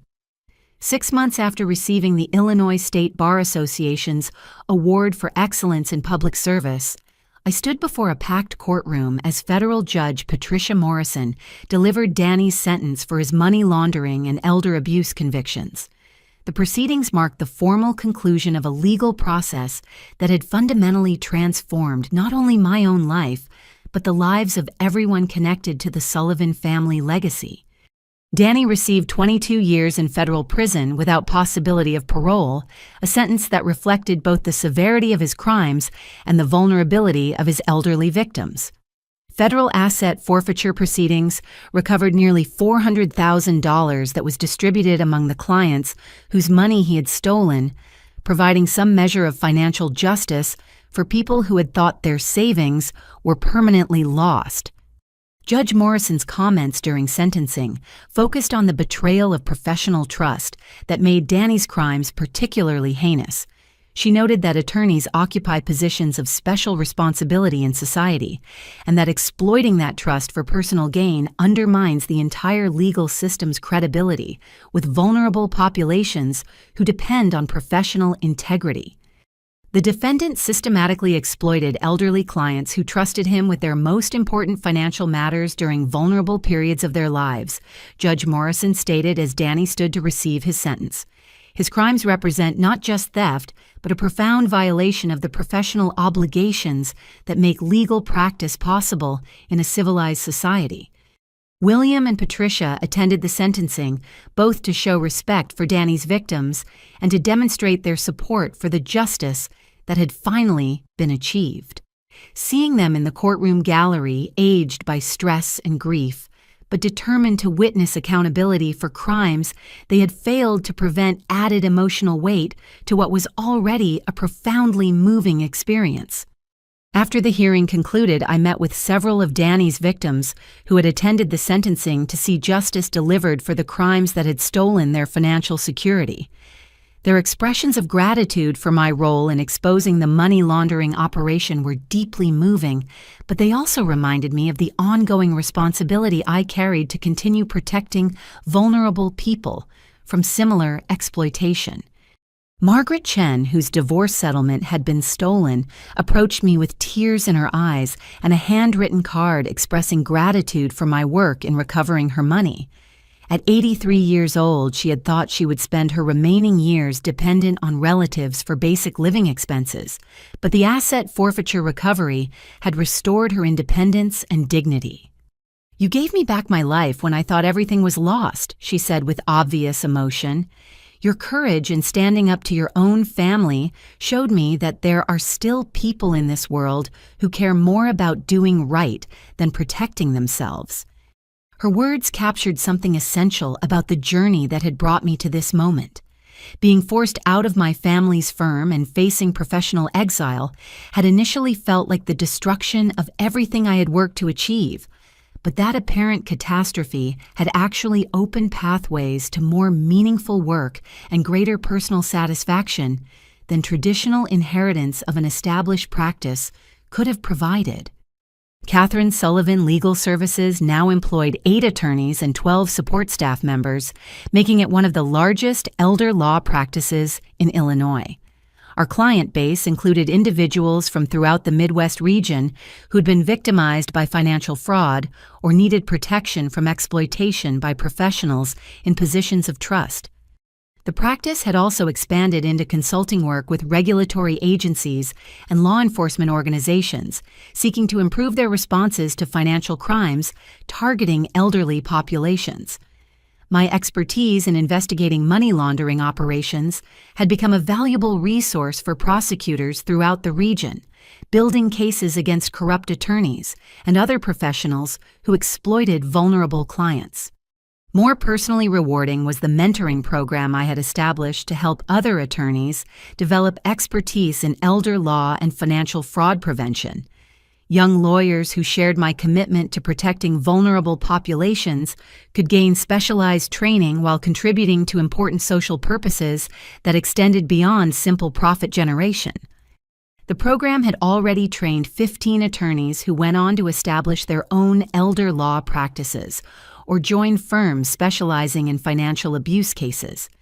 Each new practitioner multiplied the impact of my work by bringing additional expertise and advocacy to communities where elderly people needed protection from financial exploitation. My success had also attracted national attention from organizations dedicated to combating financial abuse of elderly populations. The National Center on Elder Abuse invited me to serve on their advisory board, helping develop best practices for identifying and prosecuting financial crimes targeting vulnerable seniors. This work involved traveling throughout the United States to speak at conferences, train law enforcement personnel, and consult with attorneys' general offices developing new approaches to financial abuse prosecution. The national platform allowed me to influence policy and practice in ways that multiplied the protective impact of my individual casework. But perhaps the most meaningful recognition came from within my own family as William and Patricia came to understand how completely their gender bias and blind loyalty to Danny had corrupted their judgment about their children's character and capabilities. Their acknowledgement of these mistakes was both personally healing and professionally validating. During a family dinner at my new home in Lincoln Park, William raised his wine glass in a toast that summarized the journey we had all traveled from family dysfunction to professional redemption. His words reflected genuine understanding of how his prejudice had nearly prevented me from discovering my true potential. To Catherine, whose courage and integrity saved our family from complete disgrace, while building something more meaningful than anything we could have left her through inheritance. Your success proves that the greatest gift we can give our children is the opportunity to discover their own path rather than simply following ours. The toast was emotional for all of us because it acknowledged not just my professional success, but the personal growth that had made that success possible. Being forced to build my own career from nothing had taught me resilience, independence, and clarity about my own values that traditional inheritance could never have provided. My story had also influenced other families struggling with similar conflicts between tradition and individual potential. I regularly received letters from young women whose families discouraged their career aspirations, seeking advice about how to pursue professional goals despite familial opposition. I always encouraged these women to remember that family opposition often reflected fear and misunderstanding rather than malice, and that persistence and professional excellence could eventually change minds that initially seemed closed to new possibilities. My own experience proved that apparent rejection could sometimes lead to opportunities that exceeded original dreams and aspirations. The broader lesson of my journey extended beyond gender discrimination to fundamental questions about courage, integrity, and the importance of standing up for vulnerable people, even when doing so requires personal sacrifice. Danny's crimes had victimized dozens of elderly people who trusted professionals to protect their interests, and exposing those crimes had required risking everything I thought I wanted to achieve what I actually needed to become. Looking back on the devastating conversation in my father's office that had started this entire journey, I could see that being rejected from Sullivan and Associates had actually been the best thing that ever happened to my professional development. Traditional inheritance would have limited me to maintaining someone else's legacy rather than building something uniquely mine that reflected my own values and priorities. The forced independence had also taught me that true professional satisfaction comes from meaningful work that helps vulnerable people rather than from traditional markers of success, like prestigious partnerships or inherited practices. Building my own firm allowed me to align my daily work with my deepest values in ways that would not have been possible as an employee of someone else's organization. As I prepared to speak at yet another conference about financial fraud prevention, I reflected on how completely my life had changed since that day when I walked out of my father's office with nothing but my bar exam notes. That apparent ending had actually been a beginning opening possibilities that I could never have imagined while I was focused on inheriting rather than creating.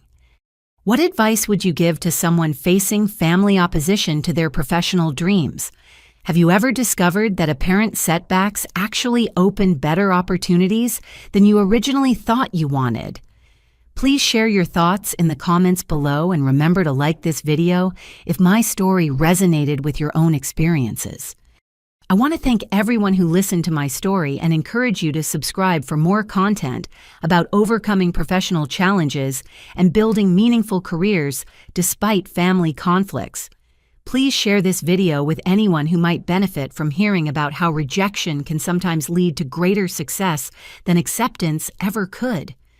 Remember that your worth is not determined by other people's recognition or approval, and that sometimes the greatest gift life gives us is the opportunity to prove ourselves independently, rather than simply inheriting what others have built. Stay strong. Trust your abilities and never give up on dreams that reflect your authentic values and aspirations.